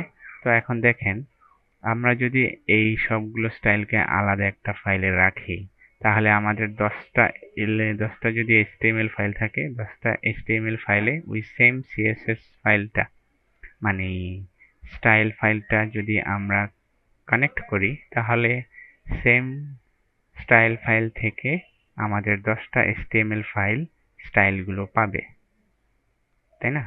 তাতে আমাদের 10টা HTML এর মধ্যে বারবার এই স্টাইলগুলো লেখার প্রয়োজন হচ্ছে না। এইটাই, এটার জন্যই এই CSS কনসেপ্ট। তাহলে HTML CSS cascading style sheet, cascade cascading, not dial, cascading style sheets. কি জিনিসটা? এটা আমাদের মূলত সময় বাঁচানোর জন্য ব্যবহার করা হয়, এবং একই স্টাইল যাতে আমরা অনেকগুলো পেজের মধ্যে ব্যবহার করতে পারি সেটা। Format the layout of web page, এটা ব্যবহার করা হয় ওই পেজের লেআউটকে ফরম্যাট করার জন্য। তো আমরা এতক্ষণ তাই করে আসতেছিলাম, আমাদের কন্টেন্টগুলোকে, একটা কন্টেন্টের লেআউটকে একটা স্টাইল, একটা ফরম্যাট দেওয়ার জন্য আমরা এই স্টাইল অ্যাট্রিবিউটসগুলো ব্যবহার করে আসতেছিলাম। তো এই জিনিসটা আমরা এখন এর পরবর্তী ক্লাসগুলো থেকে CSS দিয়ে করব, ঠিক আছে? তো সিএসএস আমরা তিন ভাবে ব্যবহার করতে পারি। একটা হচ্ছে ইনলাইন, প্রথমটা যেটা কিনা হচ্ছে using style attribute inside HTML element. তো অ্যাট্রিবিউট আকারে এইচটিএমএল অ্যাট্রিবিউট আকারে এইচটিএমএল এলিমেন্টের ভিতরে ব্যবহার করা। দ্বিতীয়টা হচ্ছে ইন্টারনাল এলিমেন্ট, যেটা internal style element in head. তো এইগুলা হচ্ছে এক একটা এলিমেন্ট বা ট্যাগ। তো এখানে বলতেছে আমরা স্টাইল নামে একটা ট্যাগই ব্যবহার করতে পারি এই হেড ট্যাগের ভিতরে, যেইটা কিনা আমাদের এই স্টাইলের কাজ করবে। ঠিক আছে? তো প্রথম সিস্টেমটা হচ্ছে ইনলাইন, যেটা কিনা ট্যাগের ভিতরে একই লাইনে থাকে স্টার্টিং ট্যাগের মধ্যে, এবং এটা অ্যাট্রিবিউট হিসেবে কাজ করে। দ্বিতীয় সিস্টেমটা হচ্ছে ইন্টারনাল। তো এটাও কিন্তু ইন্টারনাল, ইনলাইন। এটাকেও ইন্টারনাল হিসেবে আপনি উল্লেখ করতে পারেন, কিন্তু ডিফারেন্সটা কি তাহলে? একটাকে বলতেছে ইনলাইন, একটাকে বলতেছে ইন্টারনাল। তো ডিফারেন্সটা হচ্ছে ইনলাইন হচ্ছে প্রতিটা এলিমেন্টের মধ্যে স্টার্টিং ট্যাগের মধ্যে থাকে, আর ইনলাইনটা হচ্ছে হেডের মধ্যে আলাদা একটা সেপারেট ট্যাগ, স্টাইল নামে একটা ট্যাগ নিয়ে ওইখানে সে বা আমরা যে প্রোগ্রামার, যে ডিজাইনার, ওয়েব পেজ ডিজাইনার, সে এটা লিখবো যে H2 তুমি এই কালার, এই ব্যাকগ্রাউন্ড, রিসিভ করা টেক্সট ফরম্যাট বা অ্যালাইনমেন্ট এটা দাও। ঠিক আছে? আরেকটা হচ্ছে এক্সটার্নাল, যেটা কিনা আমি বললাম আলাদা একটা ফাইলে রাখবো, এক্সটার্নাল সিএসএস ফাইল, এক্সটার্নাল একটা স্টাইল ফাইল আমরা বানাবো। যেরকম আমরা একটা এইচটিএমএল ফাইল বানাইছি, যেরকম আমরা একটা টেক্সট ফাইল বানাইছি, ওরকম করে আমরা একটা স্টাইলের জন্য আলাদা একটা ফাইল বানাবো, যেটার নাম হচ্ছে বা ফরম্যাট হচ্ছে সিএসএস ক্যাসকেডিং স্টাইল শিট। হ্যাঁ, এটার ফরম্যাট হচ্ছে সিএসএস, আর আমরা এইচটিএমএল ডকুমেন্টে সিএসএস ব্যবহার করব। তো যখনই আমরা এই ইনলাইনগুলোকে অথবা এখানে যেটা ইন্টারনাল স্টাইল লিখবো, সেটা যখন পেজের বাইরে নিয়ে যাব এবং বাইরে থেকে লিঙ্ক করার মাধ্যমে পেজের মধ্যে ব্যবহার করব, ওইটাকে বলতেছি এক্সটার্নাল সিএসএস বা এক্সটার্নাল স্টাইল শিট। তো আমরা এতদিন পর্যন্ত ইনলাইনটা দেখে আসতেছি। এখন চলেন আমরা দেখি, এগুলো থাক, যেগুলো আমরা লিখে ফেলছি ইনলাইনে সেগুলো থাক, কোনো সমস্যা নাই। এখন চলেন আমরা একটু ইন্টারনাল সিএসএসটাও দেখি। তো ইন্টারনাল সিএসএসটা হচ্ছে একটা নিজস্ব একটা স্টাইল নামে ট্যাগ আছে, এটাকে স্টার্ট এবং ক্লোজ করতে হয়। আমি এখানে বলতেছি স্টাইল, তো আমি স্টার্ট এবং ক্লোজ করছি। ক্লোজ করার পর তো আমি এখানে বলতেছি এই এলিমেন্টগুলোকে স্টাইল করব। তো যখন আমি এলিমেন্টগুলোকে ইনলাইনের মাধ্যমে স্টাইল করতাম, তখন আলাদা করে স্টাইলের মধ্যে বলতে হতো না যে আমি যেই লাইনে স্টাইল করতেছি সেই লাইনে একটা H2 আছে, H2 ট্যাগ আছে, ওইটার জন্য এই স্টাইল। হ্যাঁ, এই অ্যাট্রিবিউটস এটা আলাদাভাবে বলতে হতো না। এখানে যেহেতু এলিমেন্টসগুলোর সাথে লিঙ্ক করাইতে হবে, সেই জন্য বলতে হবে কোন এলিমেন্টসের জন্য কোন স্টাইল আমরা লিখতে যাচ্ছি, যেটাকে কিনা বলতে হচ্ছে এলিমেন্টস সিলেক্টর। ঠিক আছে? তো আমরা সিএসএস, এইচটিএমএল সিএসএস তিন ভাবে লেখা যায়। একটা হচ্ছে ইনলাইন সিএসএস, সিএসএস মানে হচ্ছে স্টাইল। একটা হচ্ছে ইন্টারনাল সিএসএস, একটা হচ্ছে এক্সটার্নাল সিএসএস। তো আমরা এখন ইন্টারনাল এবং এক্সটার্নাল এই দুইটার জন্য সিলেক্টর ব্যবহার করতে হবে।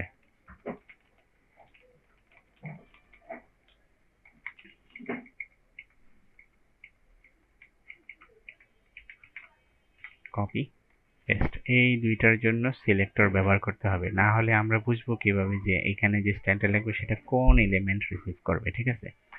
তো আমি মনে করেন আমি এখানে একটা প্যারাগ্রাফ নেই,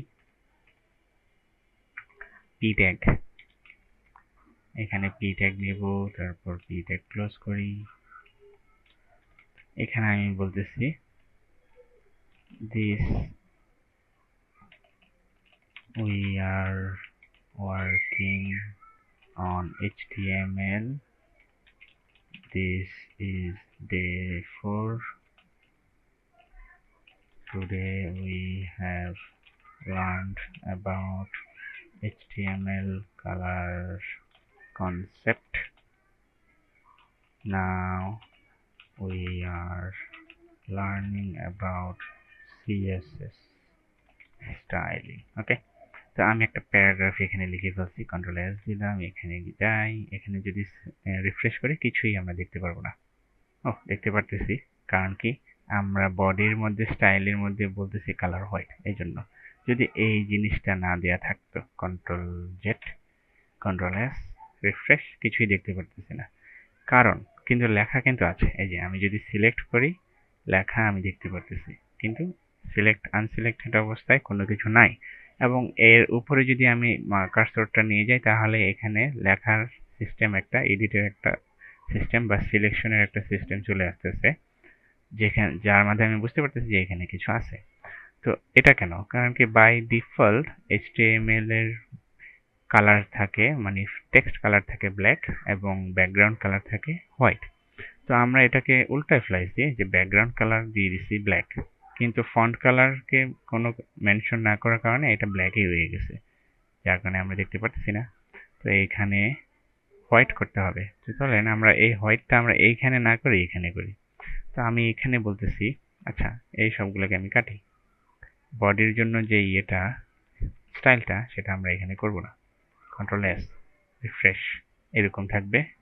তো আমি এখানে বলতেছি, তো বডিকে সিলেক্ট করব, তো আমি বলতেছি body, second bracket start and close, তারপর আমি বলতেছি এইখানে যে তোমার ব্যাকগ্রাউন্ড হচ্ছে ব্ল্যাক, সেমিকোলন, তারপর তোমার কালার যেটা কিনা ফন্ট কালার সেটা হচ্ছে white, semicolon, control S, refresh করি, এই যে আগে যেরকম ছিল সেরকমই। তো সিস্টেমটা দেখেন, ইনলাইনের ক্ষেত্রে আমি স্টাইল লিখতেছি, প্রপার্টি দিচ্ছি, ওটার ভ্যালু দিচ্ছি। ইন্টারনালে কি হচ্ছে, আমি স্টাইল ট্যাগের ভিতরে মেনশন করে দিচ্ছি এলিমেন্টের নাম লিখে যে এইটার আমি স্টাইল করতে যাচ্ছি। এবং এইখানে আমরা ডাবল কোটের ভিতরেই ভ্যালু এবং প্রপার্টিগুলো দিতে পারতেছিলাম, কিন্তু ইন্টারনালে সেকেন্ড ব্রেকেট শুরু এবং শেষ করে তার মাঝখানে আমরা প্রপার্টি এবং তার ভ্যালুগুলো দেব, এবং মাল্টিপল প্রপার্টির মাঝখানে সেমিকোলন দিয়ে এগুলোকে ডিভাইড করব। আমরা চাইলে এক লাইনেও লিখতে পারি, এইভাবে আমরা চাইলে এক লাইনেও লিখতে পারি, কিন্তু একটু যাতে সুন্দর দেখায়, দেখতে যাতে সহজ বোঝা যায়, সেই জন্য আমরা ওইভাবে লিখি। ঠিক আছে, এইভাবে এন্টার, এইভাবে যদি আমরা লিখি তাহলে বুঝতে পারি বডির স্টাইল কোথায় শুরু হয়েছে কোথায় শেষ হয়েছে। এই যে এইভাবে, ঠিক আছে, এইভাবে লিখি, এক লাইনে লিখলেও কোনো সমস্যা নাই। এখন আমার বডিটাকে কালার করা হয়ে গেছে, এখন আমি প্যারাগ্রাফকে কালার করব। তো পি ট্যাগ আমি বলতেছি, পি তোমার স্টাইল হবে এরকম। তো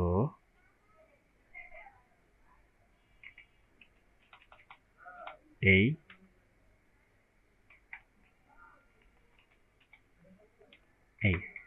তো আমি এইখানে বলবো যে পি ট্যাগ শুরু শেষ, এখানে আমি বলবো তোমার ফন্ট সাইজ আমরা মনে হয় দেখেছিলাম। তো ফন্ট সাইজ ইকুয়াল টু, মানে কোলন, ফন্ট সাইজ হচ্ছে 36 pixel, semicolon, control S, refresh, এই বড় হয়ে গেছে। এবং আমি বলতেছি তোমার text alignment, align centre, semicolon, control S. এর আগে আমাদের H1 এর টেক্সট অ্যালাইন ছিল সেন্টার, এখন আমি বলতেছি পি তোমারও text align centre, control refresh করি, এই যে আমার এটা সেন্টার হয়ে গেছে। ঠিক আছে, এখন আমি বলতেছি তোমার কালার আমি দিচ্ছি টেক্সট কালার হবে, আমি দিব হচ্ছে গ্রে। আমি গ্রে নামটা লিখতেছি, কন্ট্রোল এস, রিফ্রেশ। এই যে গ্রে হয়ে গেছে। এটা যেহেতু লাস্ট প্রপার্টির ভ্যালু, এই জন্য এখানে সেমিকোলন না দিলেও কাজ করবে, কিন্তু এরপরে যদি আমি অন্য একটা প্রপার্টি দিতে চাই, এটাকে আগেই সেমিকোলন দিয়ে আলাদা করে নিতে হবে, ঠিক আছে? তো গ্রে কালারের নাম আছে, বা আমি যদি লিখি তিল, এই নামেও একটা কালার আছে, রিফ্রেশ। তিল কালার পাই নাই, ছিল তো এখানে তিল। যদি দেখি তিল তিল তিল, আমরা নিশ্চয়ই বানান ভুল করেছি।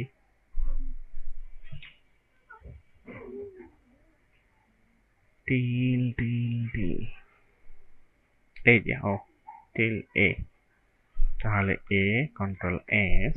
এখন যদি আমরা রিফ্রেশ করি, এই যে তিল কালার, ঠিক আছে? এইভাবে এই এটা স্টাইল অ্যাট্রিবিউট আমরা হেড ট্যাগের মধ্যে ব্যবহার করছি, এটাকে বলতেছি ইন্টারনাল সিএসএস। ইন্টারনাল সিএসএস, তাহলে এইভাবে আমরা করতে পারতেছি ইন্টারনাল সিএসএস। এখন আমরা দেখব এক্সটার্নাল সিএসএস নিয়ে কিভাবে কাজ করে, ঠিক আছে? এই এতদিন আমরা ইনলাইন সিএসএস দেখতেছিলাম, তো কোনো সমস্যা নাই। আজকে আমরা নতুন দুইটা কনসেপ্ট শিখতেছি স্টাইল করার জন্য, একটা হচ্ছে ইন্টারনাল আর একটা হচ্ছে এক্সটার্নাল। তো লেখার ধরনটা ইন্টারনাল এবং এক্সটার্নালে সেম, শুধুমাত্র ইনলাইনে একটু অন্যরকম। তো ইন্টারনালটা যদি বুঝেন, এক্সটার্নালটা বুঝতে পারবেন, কোনো সমস্যা নেই, সহজ। হ্যাঁ, তো দুইটার মাঝখানে যদি আপনাদের কোনো একটু কমপ্লেক্সিটি মনে হয়, তাহলে আস্তে আস্তে শিখেন, বুঝে যাবেন, কোনো সমস্যা নাই, ঠিক আছে? বারবার প্র্যাকটিস করেন, বুঝে যাবেন।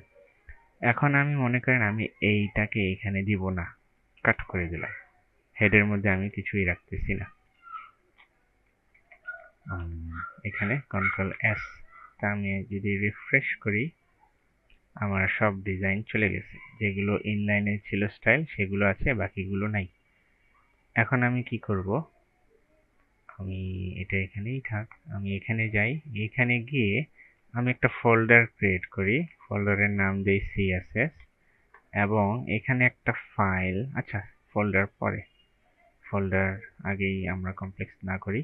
তো আমি এখানে একটা ফাইল বানাই, ফাইল নিউ টেক্সট, নাম দেব style.css, যে কোনো নামই দেওয়া যায়। তো আমরা style.css সেভ করি, হয়ে গেছে। এটাকে আমরা রাইট ক্লিক করে এই ওপেন দিই, দিয়ে স্টাইল, এটা আমরা টেক্সট ফাইল নোটপ্যাড দিয়ে ওপেন করতেছি। তো এতক্ষণ আমরা এখানে, এটা আলাদা হলো কেন, আমরা দেখি এটার মধ্যে এটাকে আনতে পারি কিনা। এই হবে, হ্যাঁ আসছে। তাহলে এই স্টাইল এবং এইটা। তো ইন্টারনালে আমরা কিভাবে লিখছিলাম, এই যে এইভাবে একটা স্টাইল অ্যাট্রিবিউট এনেছি, তারপর এলিমেন্টের নামগুলো মেনশন করে সেকেন্ড ব্র্যাকেটে প্রপার্টি এবং ভ্যালুগুলো দিয়ে দিচ্ছি, এই, অন্য কোনো ডিফারেন্স নাই। এক্সটার্নালে আমরা কিভাবে লিখবো, আচ্ছা আমরা এটাকে কমেন্ট করে রাখি যাতে আমরা এটাও দেখতে পারি। তো কমেন্ট করার সিস্টেমটা ছিল এইটা, এবং এখানে শেষ করি। মাল্টি লাইন কমেন্টকে আমরা গত ক্লাসে দেখেছিলাম কিনা আমার মনে নাই, তো আজকে দেখে ফেলি।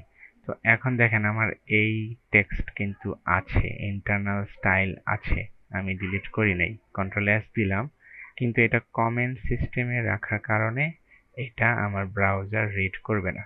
আমি রিফ্রেশ করি, দেখেন পাচ্ছে না।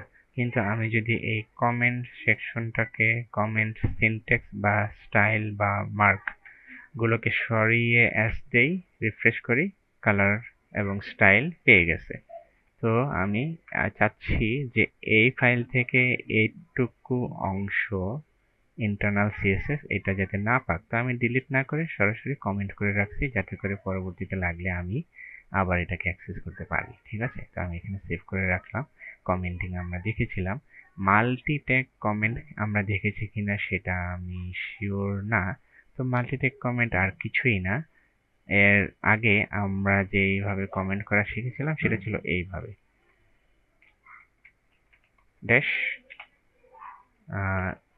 Head element starts from here, তারপর এটা হচ্ছে কমেন্ট। এই লাইনটা এইখানে আমরা বসাইছি, কিন্তু এটা এখানে কোথাও শো করবে না। একইভাবে আমরা যদি এটাকে কপি করে এই বডিতে বলি যে আমার বডি এলিমেন্টস এখানে স্টার্ট হচ্ছে, বডি, কন্ট্রোল এস দিয়ে সেভ করলাম। এখানে যদি রিফ্রেশ করি তাহলে আমাদের কালার চলে গেছে, কারণ কি আমরা এই স্টাইলটাকে কমেন্ট করে রাখছি, কিন্তু আমরা এখানে একটা লাইন লিখছি বডির ভিতরে, সেই লাইনটা এখানে শো করতেছে না, কারণ কি এটা কমেন্ট করে রাখছি।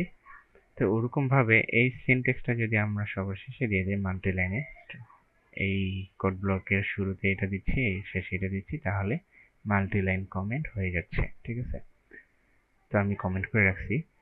তো HTML ইনলাইন CSS এইভাবে একটা স্টাইল ট্যাগের ভিতরে, আর এক্সটার্নালের ভিতরে এটা স্টাইল, যেহেতু এটা একটা স্টাইল ফাইল, এটাকে আলাদাভাবে কোনো স্টাইল ট্যাগ দিতে হচ্ছে না, যেহেতু ট্যাগের বিষয়টা পুরোপুরি HTML এর সাথে, এটা HTML না, এই জন্য এখানে কোনো স্টাইল ট্যাগ বা স্টাইল এলিমেন্ট আমরা বলতেছি না। আমরা এখানে সরাসরি আমাদের যে সিলেক্টর এলিমেন্টের নাম এটা মেনশন করে আমরা প্রপার্টি ভ্যালু দিয়ে স্টাইল করতে পারবো এই ফরম্যাটে। ঠিক আছে, সেকেন্ড ব্র্যাকেট স্টার্ট এবং ক্লোজ করে প্রপার্টি ভ্যালু তার মাঝখানে দিতে হবে। এবং এটা হচ্ছে সিলেক্টর। আমরা সিলেক্টরটাকে একটু মেনশন করে নিই এখানে, মাস্ট ইউজ সিলেক্টর। ওকে, তাহলে সিলেক্টর আছে, তো সিলেক্টর তো মেনশন করছি, তারপর আলাদা একটা বা চ্যাপ্টার নেম লিখে ফেলি, HTML সিলেক্টর। ঠিক আছে, HTML সিলেক্টর বলতে আমরা এখানে বলতেছি element selector, element or tag selector, HTML element or tag selector। হ্যাঁ, তো আমরা এখানে সিলেক্ট করতেছি এলিমেন্টের নাম দিয়ে। তো আমি এখানে বলবো বডি ফার্স্ট ব্রেকেট শুরু শেষ। আমি এখানে বলতেছি ব্যাকগ্রাউন্ড ছিল ব্ল্যাক, আমি লিখতেছি ব্ল্যাক বানানো হয়নি, ব্ল্যাক, সেমিকোলন, ক্লোজ করলাম। সাথে সাথে ফন্ট কালারটাও দিয়ে দেই, কালার হোয়াইট, কন্ট্রোল এস দিলাম।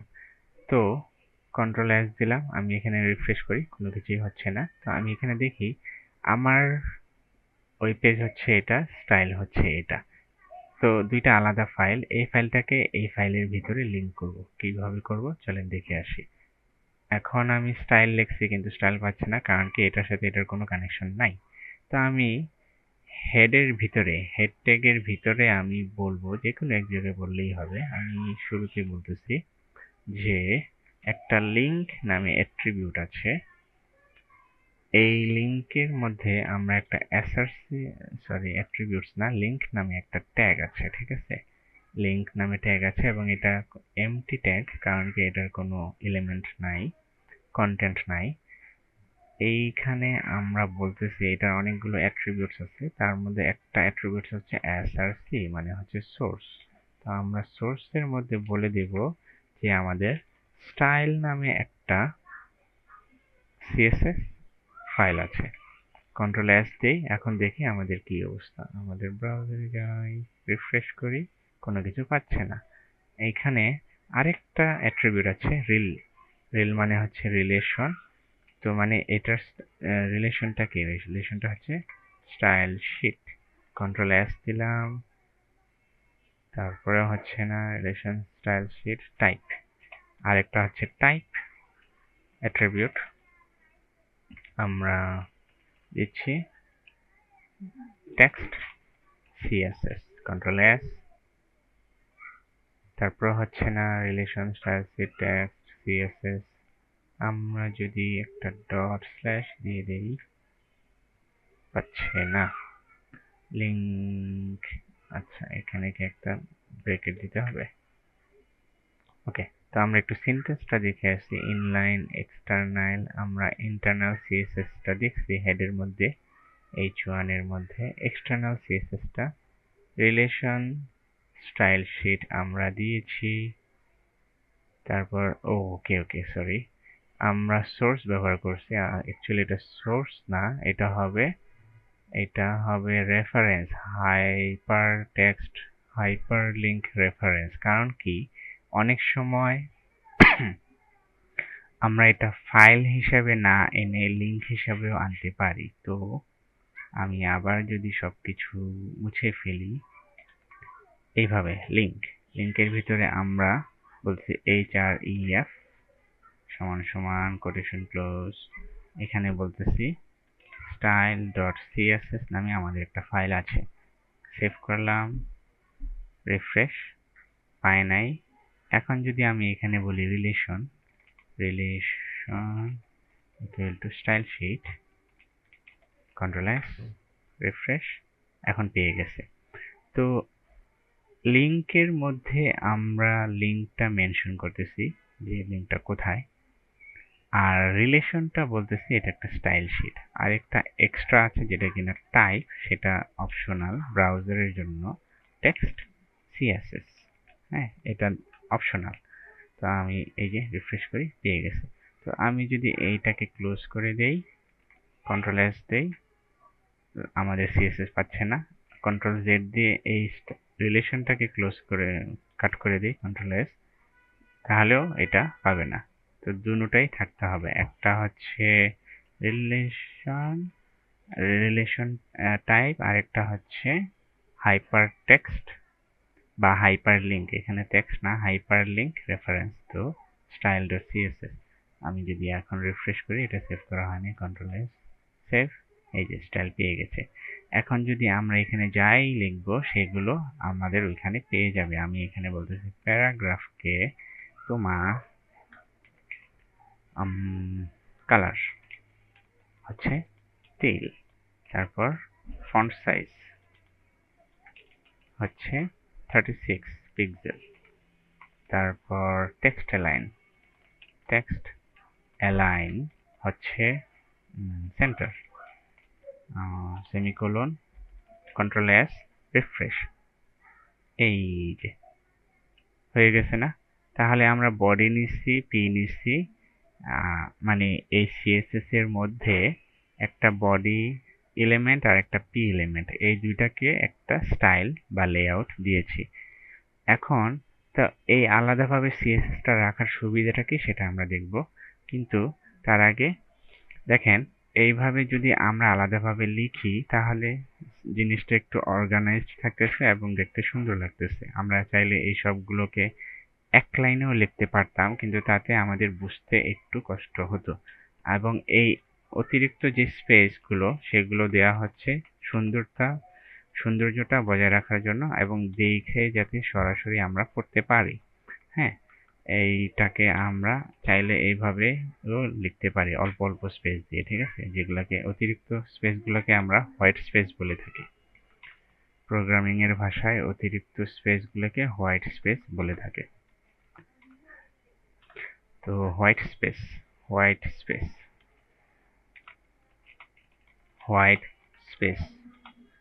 এটার মানে হচ্ছে এক্সট্রা স্পেসেস অর লাইন ব্রেকস।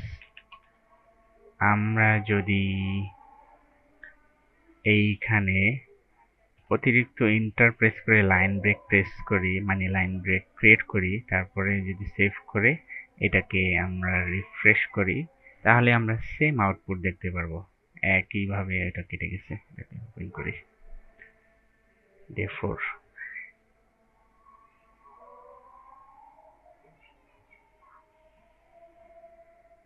তো এতক্ষণ আমরা যেটা দেখছি সেটা হচ্ছে ইনলাইন সিএসএস, ইন্টারনাল সিএসএস এবং এক্সটার্নাল সিএসএস। তো এক্সটার্নাল সিএসএস আমরা কেন ব্যবহার করব সেটাই এখন আমরা জানবো, ঠিক আছে?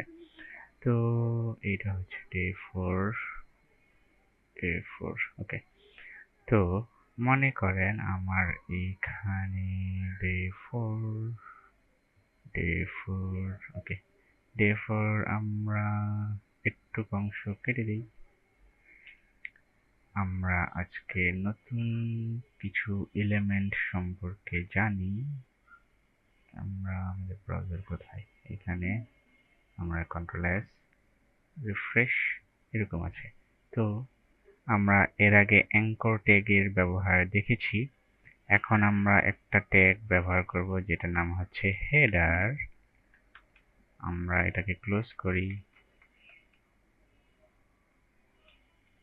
হেডার ক্লোজ, স্টার্ট ট্যাগ এবং ক্লোজ ট্যাগ। হেডার ট্যাগ হচ্ছে ওয়েবসাইটের উপরে যেই মেনুগুলো থাকে, ওই মেনুগুলো যেই কন্টেনারের মধ্যে থাকে প্যারেন্ট এলিমেন্ট, সেটা হেডার। ঠিক আছে, তো হেডার এলিমেন্টের ভিতরে আমরা লিখব হচ্ছে অ্যাঙ্কর ট্যাগ। অ্যাঙ্কর ট্যাগ আমরা অনেকগুলো নিব, 5টা, আপাতত 5টাই নেই বা 4টা। আমি এখানে বললাম অ্যাঙ্কর ট্যাগ। তো অ্যাঙ্কর ট্যাগ আমরা বলবো এইভাবে, তারপর এইভাবে, এবং এখানে আমি বলতেছি হোম, তারপর এটাকে হোম বললাম, কন্ট্রোল এস দেই, দেখি কিরকম আসে। এই যে হোম, ঠিক আছে হোম, কিন্তু এইটাতে ক্লিক করার কোনো অপশন নাই। এই আমরা হোম যে দিছি এইটাতে ক্লিক করার অপশন নাই। আচ্ছা, আমরা আমাদের ফন্ট সিস্টেমটাকে একটু চেঞ্জ করি। আমরা এখানে বডিতে বলি ফন্ট ফ্যামিলি। হ্যাঁ, okay, font family Tahoma, control S, refresh. এই যে ফন্টটা একটু চেঞ্জ হয়েছে। ওকে, এবং আমরা এই পিটাকে বলি যে centre justify, justify, justify, justify করলে দুই পাশের বর্ডারটা সে মেনটেন করবে, সমান থাকবে। এই যে দুই পাশে সমান, ঠিক আছে, জাস্টিফাই হয়ে গেল। কন্ট্রোল এস, এবং আমরা ফন্ট চেঞ্জ করে ফেলছি। তো অ্যাঙ্কর ট্যাগ হচ্ছে সচরাচর ক্লিকেবল হয়। তো যেসব আইটেমগুলো ক্লিকেবল ওইগুলোর উপরে মাউস নিয়ে গেলে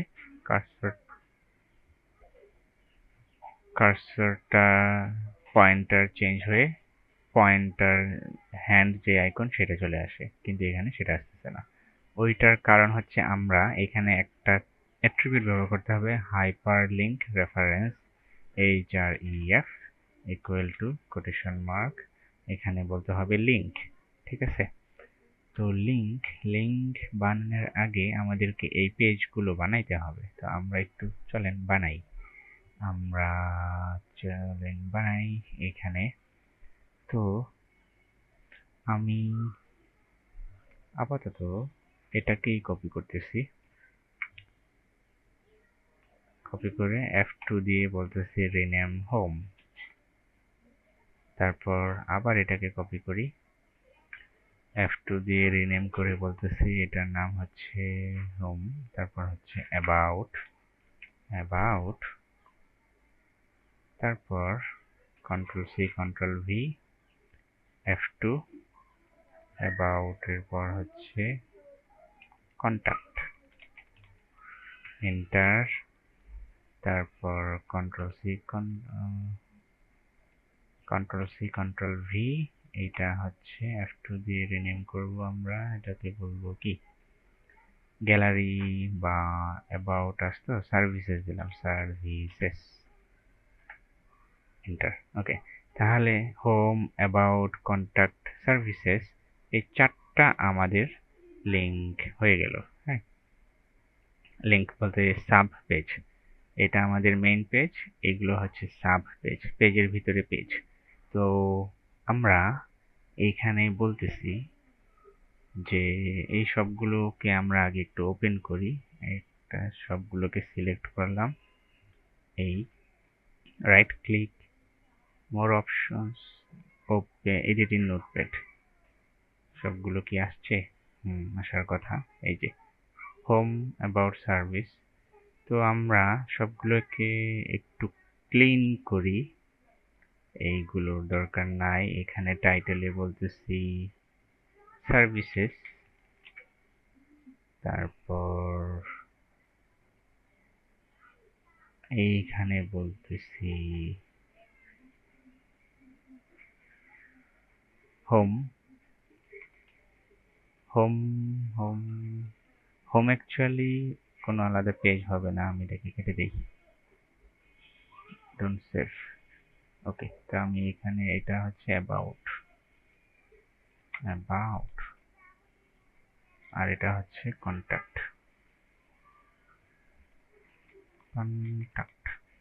এবং এইগুলো ডিলেট, কন্ট্রোল এস, এইগুলো ডিলেট, কন্ট্রোল এস, তিনটা পেজ। সার্ভিসেস, অ্যাবাউট, কন্ট্যাক্ট, এইটাকেও আমরা আপাতত ডিলিট করে দিব।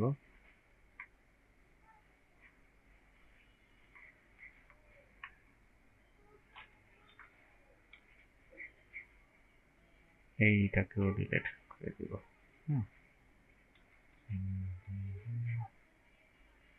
ডিলিট, কন্ট্রোল এস দিচ্ছি। এখানে আমরা কন্ট্যাক্টে বলতেছি বডির ভিতরে, যে বডির মধ্যে আমাদের একটা H1 থাকবে, H1, এবং এটার মধ্যে শুধু পেজের নামটা থাকবে, দিস ইজ কন্ট্যাক্ট পেজ। আমরা এটাকে কপি করে নিতেছি, কপি করে এইগুলো লাগবে না, এখানে পেস্ট করে দিলাম, এবং এখানে বলতেছি অ্যাবাউট পেজ, তারপর কপি করা আছে, আমি এখানে এগুলোকে রিপ্লেস করে দিচ্ছি। এখানে বলতেছি সার্ভিসেস পেজ, ঠিক আছে, কন্ট্রোল এস দিলাম, এটাকেও কন্ট্রোল এস, এটাকেও কন্ট্রোল এস। এখন আমি এগুলোকে ওপেন করি, হোমটাকে ডিলিট করে দিই, এটা আমাদের লাগবে না, ডোন্ট শো। ওকে, আচ্ছা, এই তিনোটাকে আমি সিলেক্ট করে এন্টার প্রেস করলাম, তিনোটা এখানে ওপেন হয়ে গেল। This is service page, this is contact page, this is about page, ঠিক আছে। তো এইগুলো হচ্ছে H1, আর এইগুলো হচ্ছে একটা প্যারাগ্রাফ। তো এইগুলোর মধ্যে স্টাইল নাই, হ্যাঁ, কোনো কোথাও স্টাইল নাই। আর আমাদের যে মেইন পেজ, সেটাতে, এইটা তো কোনটা, যেই মেইন পেজ সেটাতে স্টাইল আছে, আপাতত আছে, ঠিক আছে, কিন্তু এইগুলোতে স্টাইল নাই। তো এখনই আমরা বুঝবো যে এক্সটার্নাল সিএসএস ফাইলের ভূমিকাটা কি বা গুরুত্বটা কি, ঠিক আছে। তো এখন বা স্বাভাবিকভাবে আমাদের এই তিনটা পেজের মধ্যে যে অতিরিক্ত তিনটা পেজ আমরা বানাইছি, সেই তিনটা পেজের মধ্যে যেহেতু আমরা স্টাইল করি নাই, স্বাভাবিকভাবে এগুলো সাদা কালো থাকবে। হ্যাঁ, এগুলোকে যদি আমরা, এই এলিমেন্টগুলোকে যদি আমরা স্টাইল করতে চাই, তাহলে আমাদেরকে হয় ইনলাইন অথবা ইন্টারনাল স্টাইল লেআউট বা ডিজাইন কনসেপ্টটা ব্যবহার করে এগুলোকে স্টাইল করতে হবে প্রতিটা পেজের জন্য আলাদা আলাদা ভাবে। তো সেটাকে আমরা একটু ভিন্নভাবে, অন্যভাবে করার চেষ্টা করব, সেটা আমরা দেখি। তো আমরা এখানে বলতেছি, এখানে ডে, সেটা এই স্টাইল তো নাই, আমরা এটা ডিলিট করে দিয়ে রাখার জন্য, বোঝানোর জন্য রাখছিলাম। এখানে আমাদের শুধুমাত্র হোম পেজ, এই মেন পেজটাকে আমরা হোম পেজ বলতেছি, এই জন্য আমরা এখান থেকে হোম পেজটা ডিলিট করে দিচ্ছি, যেটা এক্সট্রা বানাইছিলাম, ঠিক আছে। তো এইখানেও আমরা হেডারের পর আমরা এখানে একটা এ ট্যাগ দেই, H1 ট্যাগ, সরি, এটা কপি করাই আছে, আমি পেস্ট করে দিই, এই যে। তো this is home page, home page. আমি এটাকে উইন্ডোজ লেফট অ্যারো প্রেস করে রাইট সাইডে, লেফট সাইডে নিয়ে গেলাম, দিস ইজ হোম পেজ চলে আসলো। এবং এই যে এটা এর আগে দিয়েছিলাম, এটা দেওয়ার পর থেকেই এটার কালার চেঞ্জ হয়ে গেছে, এটার উপর নিলে আইকনও শো করতেছে, মানে কার্সর পয়েন্টার চেঞ্জ হয়ে যাচ্ছে। তো হোম, হ্যাঁ, তারপর আমি এটাকে একটু ডুপ্লিকেট করি, আবার ডুপ্লিকেট করি। এখন আমি এইখানে বলবো সার্ভিসেস, তারপরে বলবো অ্যাবাউট আস, তারপরে বলবো কন্ট্যাক্ট আস। হ্যাঁ, কন্ট্রোল এস দিলাম, রিফ্রেশ, এই যে অনেকগুলো চলে আসছে, ক্লিক করলে কিছুই হয় না, ঠিক আছে। অনেকগুলো লিঙ্ক, 4টা লিঙ্ক চলে আসছে, ক্লিক করলে কিছুই হয় না, কারণ কি এগুলোর মধ্যে একটা যে লিঙ্ক বসানোর কথা, সেটা আমরা এখনো বসাই নাই। হ্যাঁ, তো আমরা এখানে বলতেছি হোমের জন্য থাকবে HTML day04 নামে যে মানে এই পেজটার লিংক এটার ভিতরে দিতেছি .html। আমি এই পুরা অ্যাট্রিবিউটটাকে মানে ভ্যালুটাকে কপি করতেছি, পাথ যেটাকে। এখানে আমি বলতেছি services.html, যে ফাইলগুলো আমরা এইখানে যে ফাইলগুলো বানাইছি, এই যে এই services.html, about.html, contact.html, যে ফাইলগুলো আমাদের এইখানে আছে ওইগুলোরই নাম আমি এখন লিখতেছি, ঠিক আছে? তো আমি এখানে বলতেছি, কোথায় ছিলাম, এইটা। তো এখানে বলতেছি services.html, এখন হচ্ছে পরেরটা ছিল about.html, তারপরেরটা ছিল contact.html। কন্ট্রোল এস দিলাম। এখন যদি আমি রিফ্রেশ করি, ক্লিক করি, এই পেজেই থাকতেছে এটা। এই যে ক্লিক করার পর এখানে দেখবেন এটা ঘুরতেছে বা একটু আপডেট হচ্ছে, তার মানে এটা কাজ করতেছে। এখন যদি অন্য পেজে যাই, অন্য পেজে যাওয়ার আগে আমি এটাকে একটু কপি করি। হ্যাঁ, কপি করে এই সবগুলো পেজে বসাই দেই। বডি এলিমেন্ট স্টার্টস হেয়ার, এখানে এই কন্ট্রোল এস,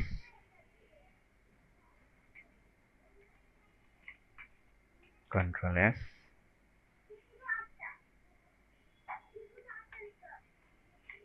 কন্ট্রোল এস। হ্যাঁ, সবগুলোতে বসাই দিলাম। এখন আমাদের এই ফাইলে ছিলাম আমরা, এটা আমাদের হোম পেজ। হোম পেজে ক্লিক করতেছি, এরকমই। সার্ভিসেসে ক্লিক করলে দেখেন পেজে যাচ্ছে, this is service page. About আছে ক্লিক করলে অ্যাবাউট পেজে যাচ্ছে। কন্ট্যাক্ট আছে ক্লিক করলে কন্ট্যাক্টে যাচ্ছে। তো আমরা খুব সুন্দরভাবে খুব দ্রুততার সাথে একটা মাল্টি পেজ ওয়েবসাইট বানাই ফেলাইছি। কি সুন্দর! HTML day 4 এর মাথাতেই আমরা মানে day 4 এর মধ্যেই আমরা একটা মাল্টি পেজ ওয়েবসাইট বা ওয়েব পেজ বানিয়ে ফেলেছি, ঠিক আছে? সুন্দর না? তো এখন দেখেন শুধুমাত্র হোম পেজের মধ্যে আমার এই স্টাইলগুলো আছে, বাকি কোনোটাতেই এই স্টাইলগুলো নাই। এখন আমি এই যে হোম পেজে নর্মাল কালার হোয়াইট দেওয়া আছে, তারপর প্যারাগ্রাফের কালার দেওয়া আছে, টেল কালার, ব্যাকগ্রাউন্ডের কালার দেওয়া আছে, ব্ল্যাক কালার। তো এইগুলো যদি আমার ব্র্যান্ডিং কালার হয় তাহলে তো এই সবগুলো এর মধ্যেই থাকা উচিত, তাই না? এই সবগুলো সেকশনেই থাকা উচিত, সবগুলো সাব পেজের মধ্যে সেম ডিজাইন থাকা উচিত, কিন্তু এগুলাতে নাই। তো এতদিন আগে আমরা যেভাবে কোড করে আসতেছিলাম, লিখে আসতেছিলাম, সেটার ওইভাবে লিখতে গেলে আমাদেরকে এই সবগুলো পেজের ভিতরে ঢুকে ইনলাইনে মধ্যে সবগুলোকে স্টাইল করতে হতো। আর যদি ইন্টারনালের কথা বলি তাহলে সবগুলোর ভিতরে এই হেড ট্যাগের ভিতরে স্টাইল ট্যাগ নিয়ে আমাদেরকে স্টাইল করতে হতো। সবগুলোর জন্য আলাদা আলাদাভাবে একই কোড হলেও সবগুলোতেই লিখতে হতো। আমরা যেমন এই সবগুলো ফাইলের ভিতরে গিয়ে এই হেডারটা যেহেতু সেম, এই জন্য সবগুলোতে কপি করে দিছি। ওরকমভাবে স্টাইলটাও সেম হলে সবগুলোতে গিয়ে গিয়ে আলাদাভাবে কপি করতে হতো। এটা হচ্ছে পুরনো কনসেপ্ট। কিন্তু এখন যেহেতু আমাদের এই স্টাইল ফাইলটা, এখানে যে স্টাইলটা আমরা করছি জেনারেল স্টাইল, এই স্টাইলটা যেহেতু আলাদা ফাইলে রাখছি এবং এটাকে আমরা লিঙ্ক করাইতেও পারি, এই যে এখানে এইভাবে আমরা লিঙ্ক করছি। তো আমরা যদি বাকিগুলো পেজের মধ্যে গিয়েও এভাবে লিঙ্ক করাই দেই এই ইয়েটাকে, এক্সটার্নাল যে সিএসএসটা আছে, তাহলে দেখবেন যে ওই সিএসএস এর মধ্যে যে স্টাইলগুলো লেখা আছে, ওই যে এলিমেন্টের জন্য যে স্টাইল, এই যে বডি এলিমেন্ট তো সব HTML ডকুমেন্টে থাকে, যেই এলিমেন্টের জন্য যে স্টাইল লেখা আছে, ওই এলিমেন্ট যদি ওই পেজের মধ্যে থাকে তাহলে সে অটোমেটিক স্টাইলটা পেয়ে যাবে। তো আমরা যদি এই সবগুলো আলাদা পেজকে HTML-টার CSS-টার সাথে লিঙ্ক করা দিই তাহলে কি হয় আমরা একটু দেখি। আমরা এখানে বলতেছি লিঙ্ক, তারপর এখানে একটা রিলেশন দেব। রিলেশন হচ্ছে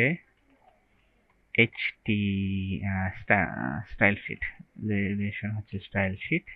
তারপর আরেকটা অ্যাট্রিবিউট হবে hyperlink reference equal to quotation hyperlink reference এর মধ্যে হবে স্টাইল শীটের ফাইলের নামটা। তো আমরা বলতেছি স্টাইল শীটের নাম হচ্ছে এটা। আমি কন্ট্রোল এস দিলাম। আমি যদি এখন সার্ভিসেসে যাই, দেখেন কি হয়।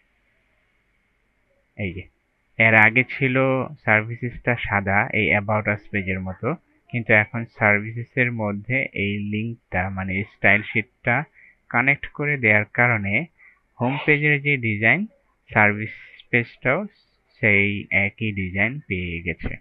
সুন্দর না বিষয়টা? বাকি দুইটা পেজ পায় না, কারণ কি বাকি দুইটা পেজের সাথে আমরা এখনো এক্সটার্নাল যে সিএসএস ফাইলটা সেটা লিংক করাই নাই। তো বাকি দুইটা পেজকেও যদি আমরা চাই আলাদাভাবে ইনলাইন সিএসএস করে, ইনলাইন স্টাইলিং করে অথবা ইন্টারনাল স্টাইলিং করে আমরা এই দুটাকে করতে পারবো, স্টাইল করতে পারবো। কিন্তু যেহেতু স্টাইল একই, আমরা আলাদাভাবে এগুলোতে কেন লিখবো বা আলাদাভাবে এগুলোতে কেনই বা কপি পেস্ট করব? আমরা এগুলোতে যাই, অ্যাবাউট আস, এখানে গিয়ে আমরা বলি লিংক, হেডের মধ্যে লিংক, তারপর এখানে বলতেছি রেফারেন্স হচ্ছে বা রিলেশন, আমরা এখানে কি রিলেশন, হ্যাঁ রিলেশন নট রেফারেন্স, রিলেশন হচ্ছে স্টাইল শীট, তারপর হচ্ছে হাইপার লিঙ্ক রেফারেন্স হচ্ছে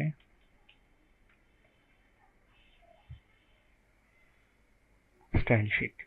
তো রেফারেন্সের মধ্যে আমরা স্টাইল ডট সিএসএস, তারপর কোটেশন মার্ক ক্লোজ, তারপর ট্যাগটাকেও ক্লোজ করব, কন্ট্রোল এস দিলাম, সেভ দিলাম। এখন যদি এটা আমরা অ্যাবাউট পেজ অ্যাড করেছি, অ্যাবাউট পেজে যদি আমরা ক্লিক করি তাহলে এটাও আমাদের সেম স্টাইল পেয়ে যাবে। এর আগে পাইছিল এরকম, এখন পেয়ে গেছে এরকম। এখন যদি এটার ডিফারেন্সটা কি, আমরা কন্ট্যাক্ট পেজে আপাতত রইলাম, এখন আমরা কন্ট্যাক্ট পেজে আসছি, রিফ্রেশ করি, এরকমই আছে। আমরা কন্ট্যাক্ট পেজে কি লিঙ্কটাকে অ্যাড করি, এখানে আমরা বলতেছি লিঙ্ক। আমি অবশ্যই এটাকে আগের এই পেজগুলো থেকে কপি করে আনতে পারি, হ্যাঁ, কিন্তু যাতে আপনাদের মুখস্থ হয়ে যায় সেই জন্য বারবার লিখতেছি। রিলেশন হচ্ছে স্টাইল শীট,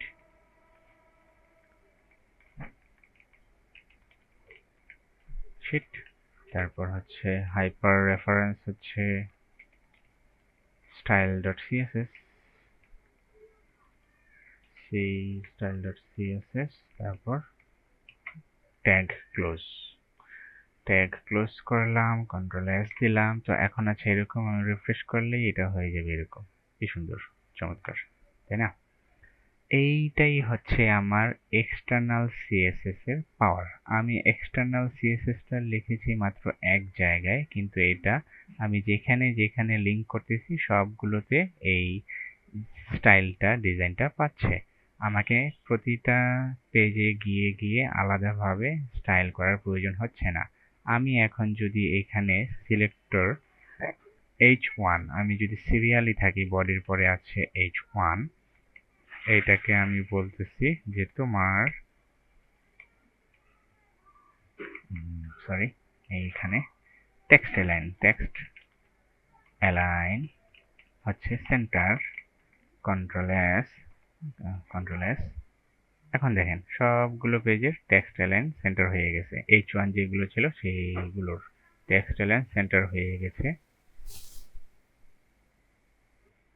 তাই না? সবগুলো পেজের টেক্সট অ্যালাইন সেন্টার হয়ে গেছে। এখন যদি আমরা এইগুলোকেও চাই সেন্টারে আনতে, তো এইগুলো আছে হচ্ছে এ ট্যাগ, ঠিক আছে? এ ট্যাগের এইগুলো, তো আমরা এ ট্যাগ হচ্ছে H1 এরও আগে আমরা একটু সিরিয়ালে যদি লিখি তাহলে সুন্দর লাগে দেখতে। তো এ ট্যাগ, অ্যাঙ্কর ট্যাগকে বলতেছি অ্যাঙ্কর ট্যাগ, শোনো, তোমার টেক্সট অ্যালাইন হচ্ছে সেন্টার দিলে কাজ হবে কিনা দেখি। Text align centre, control S, কাজ হচ্ছে না, সেন্টারে আসতেছে না। এখন আমরা কি করব? এটার জন্য একটা কারণ আছে কেন আসতেছে না।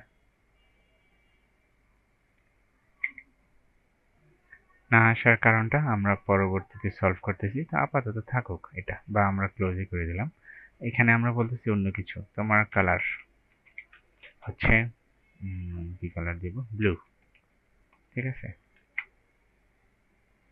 ব্লু হয়ে গেছে, ব্লুটা অন্যরকম লাগতেছে দেখতে। আমি বার্লিউড দিয়ে দিই, বার্লিউড। ওকে, কন্ট্রোল এস, বার্লিউড, নাইস।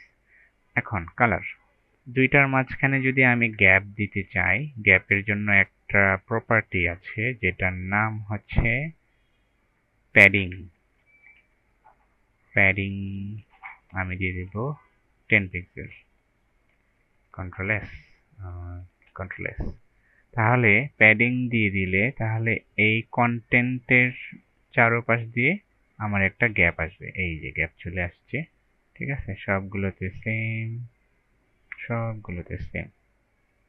ওকে, প্যাডিং আমরা কালার, তারপর প্যাডিং দিয়েছি, তারপর হচ্ছে আমরা দেব প্যাডিং দিয়েছি, তারপর এই এই সবগুলো লেখাকে আমরা ট্রান্সফর্ম করে করব, লেটারগুলোকে আপার কেস নিয়ে যাব। তাহলে text transform equal to upper case, control S. সবগুলো বড় হাতের লেখা হয়ে গেছে, চমৎকার। এবং আমরা এটাকে বলবো, তোমার এটা হবে একটু bold, font weight bold, control S, refresh, bold হয়ে গেছে। তাহলে আমরা আজকে নতুন যে জিনিসগুলো দেখলাম সেগুলো হচ্ছে padding, text transform, font wait, আবার আরেকটা দেখেছিলাম HTML ট্যাগ। তাহলে হেডার ট্যাগ, তারপর হচ্ছে স্টাইল ট্যাগ, ইনলাইন ইন্টারনাল স্টাইলের জন্য, CSS এর জন্য। তারপর হচ্ছে আমরা স্টাইল প্রপার্টিস এর মধ্যে এখানে থার্ড ব্র্যাকেটে যদি বলি, প্রথমটা ছিল নতুন যেটা প্যাডিং, তারপর হচ্ছে টেক্সট ট্রান্সফর্ম, তারপর হচ্ছে আরেকটা কি ছিল, ফন্ট ওয়েট। ফন্ট ওয়েট দিয়ে আমরা এটাকে বোল্ড করেছি, টেক্সট ট্রান্সফর্ম দিয়ে আপার কেস নাকি লোয়ার কেস সেটা কন্ট্রোল করেছি, প্যাডিং দিয়ে চারপাশে খালি জায়গা নির্ধারণ করে দিয়েছি। ঠিক আছে, এই তিনটা অ্যাট্রিবিউটস আমরা প্রপার্টি, আমরা স্টাইলিং এর প্রপার্টি নতুন শিখলাম। স্টাইল ট্যাগ যেটা ইন্টারনালি দেয়া যায় সেটা, হেডার ট্যাগ আমরা আজকে নতুন দেখেছি, এই কয়েকটা ট্যাগ আমরা নতুন দেখেছি। কন্ট্রোল এস দিয়ে সেভ করে নেই। এখন আমরা যদি এখানে আসি, আমাদের ডিজাইনটা এরকম দাঁড়াইছে। আমরা ক্লাস শেষে দেখব যে আমরা প্রথম দিন কিরকম ডিজাইন করেছি এবং আজকে চতুর্থ দিনে কিরকম ডিজাইন করতে পারতেছি। ঠিক আছে, তো আমি যদি পিটাকেও একটু সেন্টার ট্যাগ অ্যালাইনমেন্ট দিয়ে দেই, আমার মনে হয় দেখতে সুন্দরই লাগবে। সেন্টার জাস্টিফাইয়ের পরিবর্তে আমরা সেন্টার দিয়ে দিচ্ছি, এই যে। ঠিক আছে, ওকে। এবার এই এ ট্যাগটা, অ্যাঙ্কর ট্যাগটা আমাদের ছিল হেডার ট্যাগের ভিতরে, মানে আছে আর কি, মানে প্যারেন্ট ট্যাগ। অ্যাঙ্কর ট্যাগের প্যারেন্ট ট্যাগ হচ্ছে হেডার ট্যাগ। তো আমি হেডারকে বলতেছি তোমার ব্যাকগ্রাউন্ড কালার দিয়ে দিই একটা, ব্যাকগ্রাউন্ড হোয়াইট। আমরা যেহেতু অন্য সিস্টেম শিখেছি, আমরা যদি ইতে দেই হেক্সাডেসিমেলে FFF, মানে সবগুলো ভ্যালু, রেড, গ্রিন, ব্লু, সবগুলোর ভ্যালু যদি হাইয়েস্ট থাকে তাহলে সেটা হোয়াইট কালার হবে। তো আমি সবগুলো ভ্যালুকে হোয়াইট মানে হাইয়েস্ট দিয়ে দিছি, তো হোয়াইট আসবে। ওকে, আর এর কালার যেহেতু আমরা মেনশন করে দিছি বার্লিউড, এখানে আর মেনশন না করলেও চলবে। এখানে আমি বলতেছি উইথ 100%। 100% এর মানে হচ্ছে আমাদের ডিভাইসটার স্ক্রিনটা যতটুকু ততটুকু। কন্ট্রোল এস যদি দেই এরকম দেখাচ্ছে, হ্যাঁ, সরি, কন্ট্রোল এস দিয়ে রিফ্রেশ করেছি, এরকম দেখাচ্ছে। এখন আমরা এইখানে এটাকে প্যাডিং দেওয়ার কারণে এটা একটু জায়গা ছেড়েছে। আমরা যদি হেডারকেও একটু প্যাডিং দিয়ে দেই, আমরা দেব এখানে 30 পিক্সেল সব দিক দিয়ে। তাহলে কন্ট্রোল এস, দেখি কি অবস্থা। সুন্দর, এই যে, ঠিক আছে। এখন আমি এইখানে যদি বলি টেক্সট অ্যালাইন সেন্টার, তাহলে এগুলো মাঝখানে চলে আসার কথা। আমরা দেখি text align centre, control S, refresh, এই যে মাঝখানে চলে আসছে। তাহলে এখন আমার একটা সুন্দর একটা ওয়েব পেজের লুক চলে আসতেছে, তাই না? This is contact page, about us page, services page, home page, এবং এগুলো আমাদের পেজের কন্টেন্ট। তো আমরা সুন্দরভাবে কত সহজে এক্সটার্নাল সিএসএস ব্যবহার করে একই স্টাইল অন্যান্য পেজে আমরা নিয়ে আসতে পারছি। কত চমৎকার, তাই না? আগে ছিল অন্যরকম, এখন অন্যরকম। এইটাই হচ্ছে এক্সটার্নাল সিএসএস এর জাদু।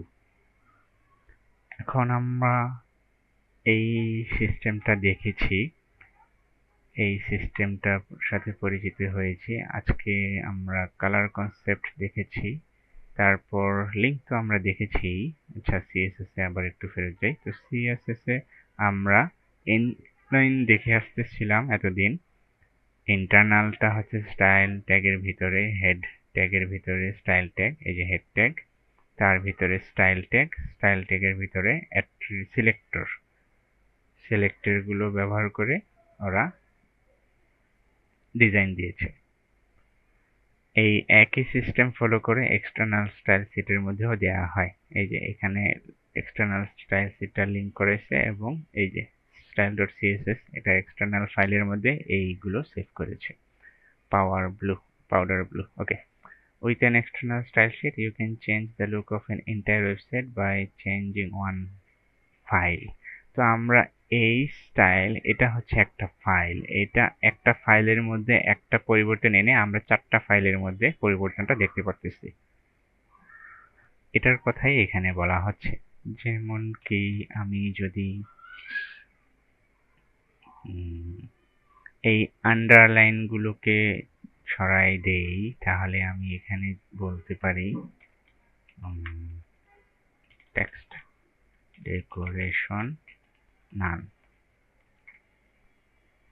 এই যে এগুলো চলে গেছে, আন্ডারলাইন গুলো চলে গেছে, টেক্সট ডেকোরেশন নান। তা আমি সবগুলো পেজের ডিজাইন চেঞ্জ করে ফেলেছি শুধুমাত্র একটা ফাইলের মধ্যে একটা পরিবর্তন এনে। এইটাই হচ্ছে চমৎকার বিষয় সিএসএস এর।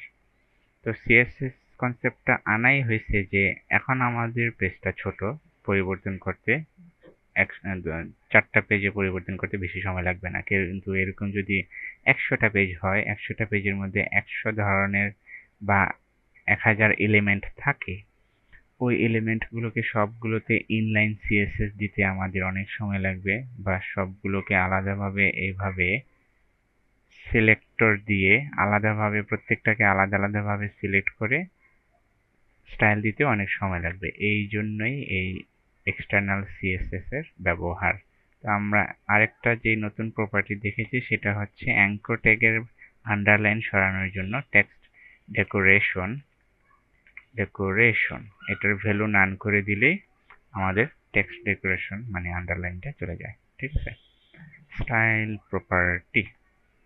ওকে, তাহলে এই ছিল আজকে আমাদের ক্লাসের বিষয়বস্তু। আজকে আমরা 2টা বড় ইম্পর্টেন্ট বিষয় নিয়ে কথা বলেছি। একটা হচ্ছে কালার কম্বিনেশন, মানে কালার কম্বিনেশন না, কালার কনসেপ্ট, কি কি উপায়ে আমরা HTML এর এলিমেন্ট বা ট্যাগগুলোকে কালার করতে পারি। আরেকটা হচ্ছে যেই মানে কালারগুলো যেই অ্যাট্রিবিউটসে, যেই এলিমেন্টসে, যেই ট্যাগের মধ্যে লিখবো সেইটা 3ভাবে দিতে পারি: ইনলাইন, ইন্টারনাল, এক্সটার্নাল। এই 3টা উপায় আমরা দেখেছি। তো ইন্টারনাল সিএসএস অথবা এক্সটার্নাল সিএসএস এর কনসেপ্টটা বা এই স্ট্রাকচারগুলো যদি আপনাদের কাছে কঠিন মনে হয়, তাহলে একটাই সমাধান আছে এটাকে সহজ করার, সেটা হচ্ছে আপনারা এই অংশটুকু প্রথমে আমরা একদিনেই ইন্টারনাল এক্সটার্নাল কনসেপ্ট দুইটা কভার করেছি। আপনার যদি সমস্যা হয় আপনি শুধু ইন্টারনাল যেটা দেখাইছিলাম সেটাকে করেন, আয়ত্ত করেন, ঠিক আছে? যদিও এখান থেকে মুছে ফেলেছি। তারপর ইন্টারনালটা হয়ে গেলে পরে এক্সটার্নালটা নিয়ে কাজ করেন। তারপর এতগুলো সিলেক্টরকে একসাথে স্টাইল করতে গিয়ে আপনি যদি হিজিবিজি হয়ে যায় বা এলোমেলো হয়ে যায়, তখন আপনি শুধুমাত্র একটা জিনিসকে আপনি স্টাইল করেন, হ্যাঁ? একটা জিনিস যখন হয়ে যাবে তখন এরপরে আপনি বাকি এলিমেন্টগুলোকেও স্টাইল করা শুরু করবেন আস্তে আস্তে, ঠিক আছে? এইভাবে সবগুলো যদি একসাথে হিজিবিজি লাগে আপনি একটার পর পর একটা শুরু করেন, কোনো সমস্যা নাই, কিন্তু প্র্যাকটিস করতে হবে। একবারে সবগুলো নিয়ে ঝাঁপিয়ে পড়লে আপনার মনে হতে পারে যে বিষয়টা অনেক কঠিন, কিন্তু অল্প অল্প করে করেন, হ্যাঁ? তাহলেই বুঝে যাবেন। যেমন কি আমরা এক একটা এলিমেন্টের জন্য এক এক ধরনের প্রপার্টি এবং ভ্যালু ব্যবহার করেছি। যেমন কি এখানে ব্যাকগ্রাউন্ডের জন্য ভ্যালু দিছি একভাবে, উইডের জন্য ভ্যালু দিছি একভাবে, অন্যভাবে। প্যাডিং এর জন্য এক ধরনের ভ্যালু, টেক্সট এলাইনের জন্য অন্য ধরনের ভ্যালু। তো এই ভ্যালুগুলো কোনটার সাথে কি ভ্যালু, কোনটার সাথে কি কি ভ্যালু হতে পারে, সেগুলো আমরা আস্তে আস্তে শিখবো। এখন আমরা যেগুলো ব্যবহার করতেছি আপনি সেগুলো ব্যবহার করেন। সেগুলো এখানে যেখানে নাম্বার ভ্যালু আছে সেগুলো পরিবর্তন করে দেখতে পারেন যে আমি 10 দিয়েছি 20 এর পরিবর্তে কি হয়, আমি আপার কেস দিয়েছি লোয়ার কেস দিলে কি হয়, ঠিক আছে? 100% এর জায়গায় 20% দিলে কি হবে, হ্যাঁ? বা এখানেও ভ্যালু আছে, এখানেও ভ্যালু আছে, আমি যদি এইখানে 10% দিতাম এবং এখানে 100 পিক্সেল দিতাম তাহলে কি হতো? এগুলো আপনারা নিজেরা চেঞ্জ করে করে দেখেন যে কোনটার সাথে কোন ভ্যালু যায়, কোন ভ্যালু অ্যাকসেপ্ট করে, কোন প্রপার্টি। যেটা করে না সেটা তো আপনি বুঝেই যাবেন, যেটা করে তার মানে বুঝতে পারবেন ওইখানেও। যেমন কি আমরা কালারে হেক্সাডেসিমাল কোড ব্যবহার করেছি, আবার নর্মাল নেমিং সিস্টেম ব্যবহার করেছি, আবার আরজিবি কোডের সিস্টেমও দেখেছি, ঠিক আছে? RGB value. এইভাবে বিভিন্ন উপায়ে আমরা আমাদের কন্টেন্টগুলোকে সাজাতে পারি। এই যে আমরা সুন্দর করে, তো আমরা বলছিলাম কম্পেয়ার করব, তো এটা হচ্ছে আমাদের চতুর্থ দিনের কাজ। আমরা যদি প্রথম দিনের কাজে ফিরে যাই, আমাদের প্রথম দিনের কাজ হচ্ছে এটা, চতুর্থ দিনের কাজ হচ্ছে এটা। ডিফারেন্সটা দেখেন। দ্বিতীয় দিনের কাজ হচ্ছে এটা, আমরা ইমেজ নিয়ে আসছি। দ্বিতীয় দিনের কাজটাও সুন্দর, কিন্তু এখানে অন্য কোনো পেজ নাই। তৃতীয় দিনের কাজটাও মোটামুটি মোটামুটি আছে, হ্যাঁ? কিন্তু আমাদের এই যে স্টাইল যে আপগ্রেড হচ্ছে, আমাদের স্কিল যে আপগ্রেড হচ্ছে, এটা আমরা বুঝতেই পারতেছি, তাই না? এইভাবে আমরা তাহলে আমাদের করব, কাজকে গুছাবো, কাজকে আগাবো, নতুন নতুন বিষয়বস্তু শিখবো। তো আজকে আমরা দুইটা হিউজ কনসেপ্ট আমরা শিখে ফেলেছি। একটা হচ্ছে কালার আর একটা হচ্ছে সিএসএস, হ্যাঁ? কিন্তু শিখলেও এই যে কালারের কতগুলো নাম, ফিক্সড নাম, কালার উইথ নেম 140টা নাম ছিল, ওইগুলো ব্যবহার করতে পারেন। আর ভ্যালুগুলো এগুলোতে যদি আপনারা অনলাইনে ঘাটাঘাটি করেন, এইভাবে বিভিন্ন কম্বিনেশনে আপনি 16 মিলিয়ন মনে হয় কালার কম্বিনেশন সেট করতে পারবেন। মনে করেন আমি এখানে যদি 44 দেই, মানে 54, তাহলে তো অন্য একটা কালার হয়ে গেল, তাই না? কম্পিউটারের ভাষায়, যদিও আমাদের চোখের দৃষ্টিতে অতটা বেশি পার্থক্য হবে না, কিন্তু কম্পিউটারের ভাষায় এটা একটা কালার এবং এটা আরেকটা কালার, হ্যাঁ? এইভাবে অনেক কালার বানানো যায়। তো এইভাবে কালার আমরা সিলেক্ট করব, এইভাবে আমরা সিএসএস সিলেক্ট করব। তারপরে আজকে যেরকম নতুন নতুন ট্যাগ শিখেছি, মাত্র 2টা ট্যাগ, এবং আগের ট্যাগগুলো আমরা কিছু কিছু ব্যবহার করেছি। এরকম করে আস্তে আস্তে নতুন ট্যাগ শিখবো, আবার আস্তে আস্তে নতুন স্টাইলিং প্রপার্টি এবং ভ্যালুও শিখবো, ঠিক আছে? এর আগে আমরা অনেকগুলো স্টাইলিং প্রপার্টি শিখেছি। এলিমেন্টস, অ্যাট্রিবিউটস, অ্যাট্রিবিউটসের প্রপার্টি হচ্ছে এসআরসি, উইড, হাইট, রেফ, স্টাইল, ঠিক আছে? এই অ্যাট্রিবিউটস প্রপার্টি ভ্যালুগুলো আমরা এখানেও ব্যবহার করতে পারবো স্টাইল প্রপার্টিজ এর আন্ডারে। ওকে, তাহলে এই ছিল আমাদের আজকের বিষয়বস্তু। আরেকটা বিষয় নিয়ে যদি কথা বলি, সেটা হচ্ছে আমাদের এইখানে এই ফাইলগুলো খুবই এলোমেলো হয়ে আছে। প্রথম যে ফাইলগুলো ছিল ডে 1 থেকে শুরু করে ডে 4 সেটা বোঝা যায় ঠিক আছে, অর্গানাইজড আছে। কিন্তু আজকে আমরা যেটা করেছি সেটা হচ্ছে এই ডে 4 এর আন্ডারে আমরা সাব ফাইল নিয়ে এসেছি, মানে sub page contact about services. তো এখানে হয়তোবা আমাদেরকে খুঁজতে একটু সমস্যা হতে পারে যে কোনটা পেজ, কোন পেজের সাথে কোন ওয়েবসাইটের কোন পেজগুলো লিংক করানো। ওইটার জন্য কিভাবে আমরা এগুলোকে অর্গানাইজ করে রাখবো সেটাও আমরা আগামী ক্লাসে শিখবো। ঠিক আছে? ওইটার জন্য কোনো চিন্তা করতে হবে না, আমরা আস্তে আস্তে সবই শিখবো। আমরা বেসিক থেকে শুরু করেছি, এখন আমরা অনেক কিছু শিখে ফেলেছি। সেভ করি, তারপর এটাকে কাটি, এটাকেও সেভ করি, control W, W, W, save. Okay, তাহলে এই ছিল আমাদের আজকের মতো বিষয়বস্তু। আমরা নেক্সট ক্লাসে দেখা করব। প্রতিদিন এই বিষয়গুলো প্র্যাকটিস করেন। যে জিনিসটা বোঝেন না, বুঝতে কষ্ট হচ্ছে, সমস্যা হচ্ছে, সেটা আমাদেরকে কমেন্ট করে জানান, আমরা চেষ্টা করব সমাধান দেওয়ার।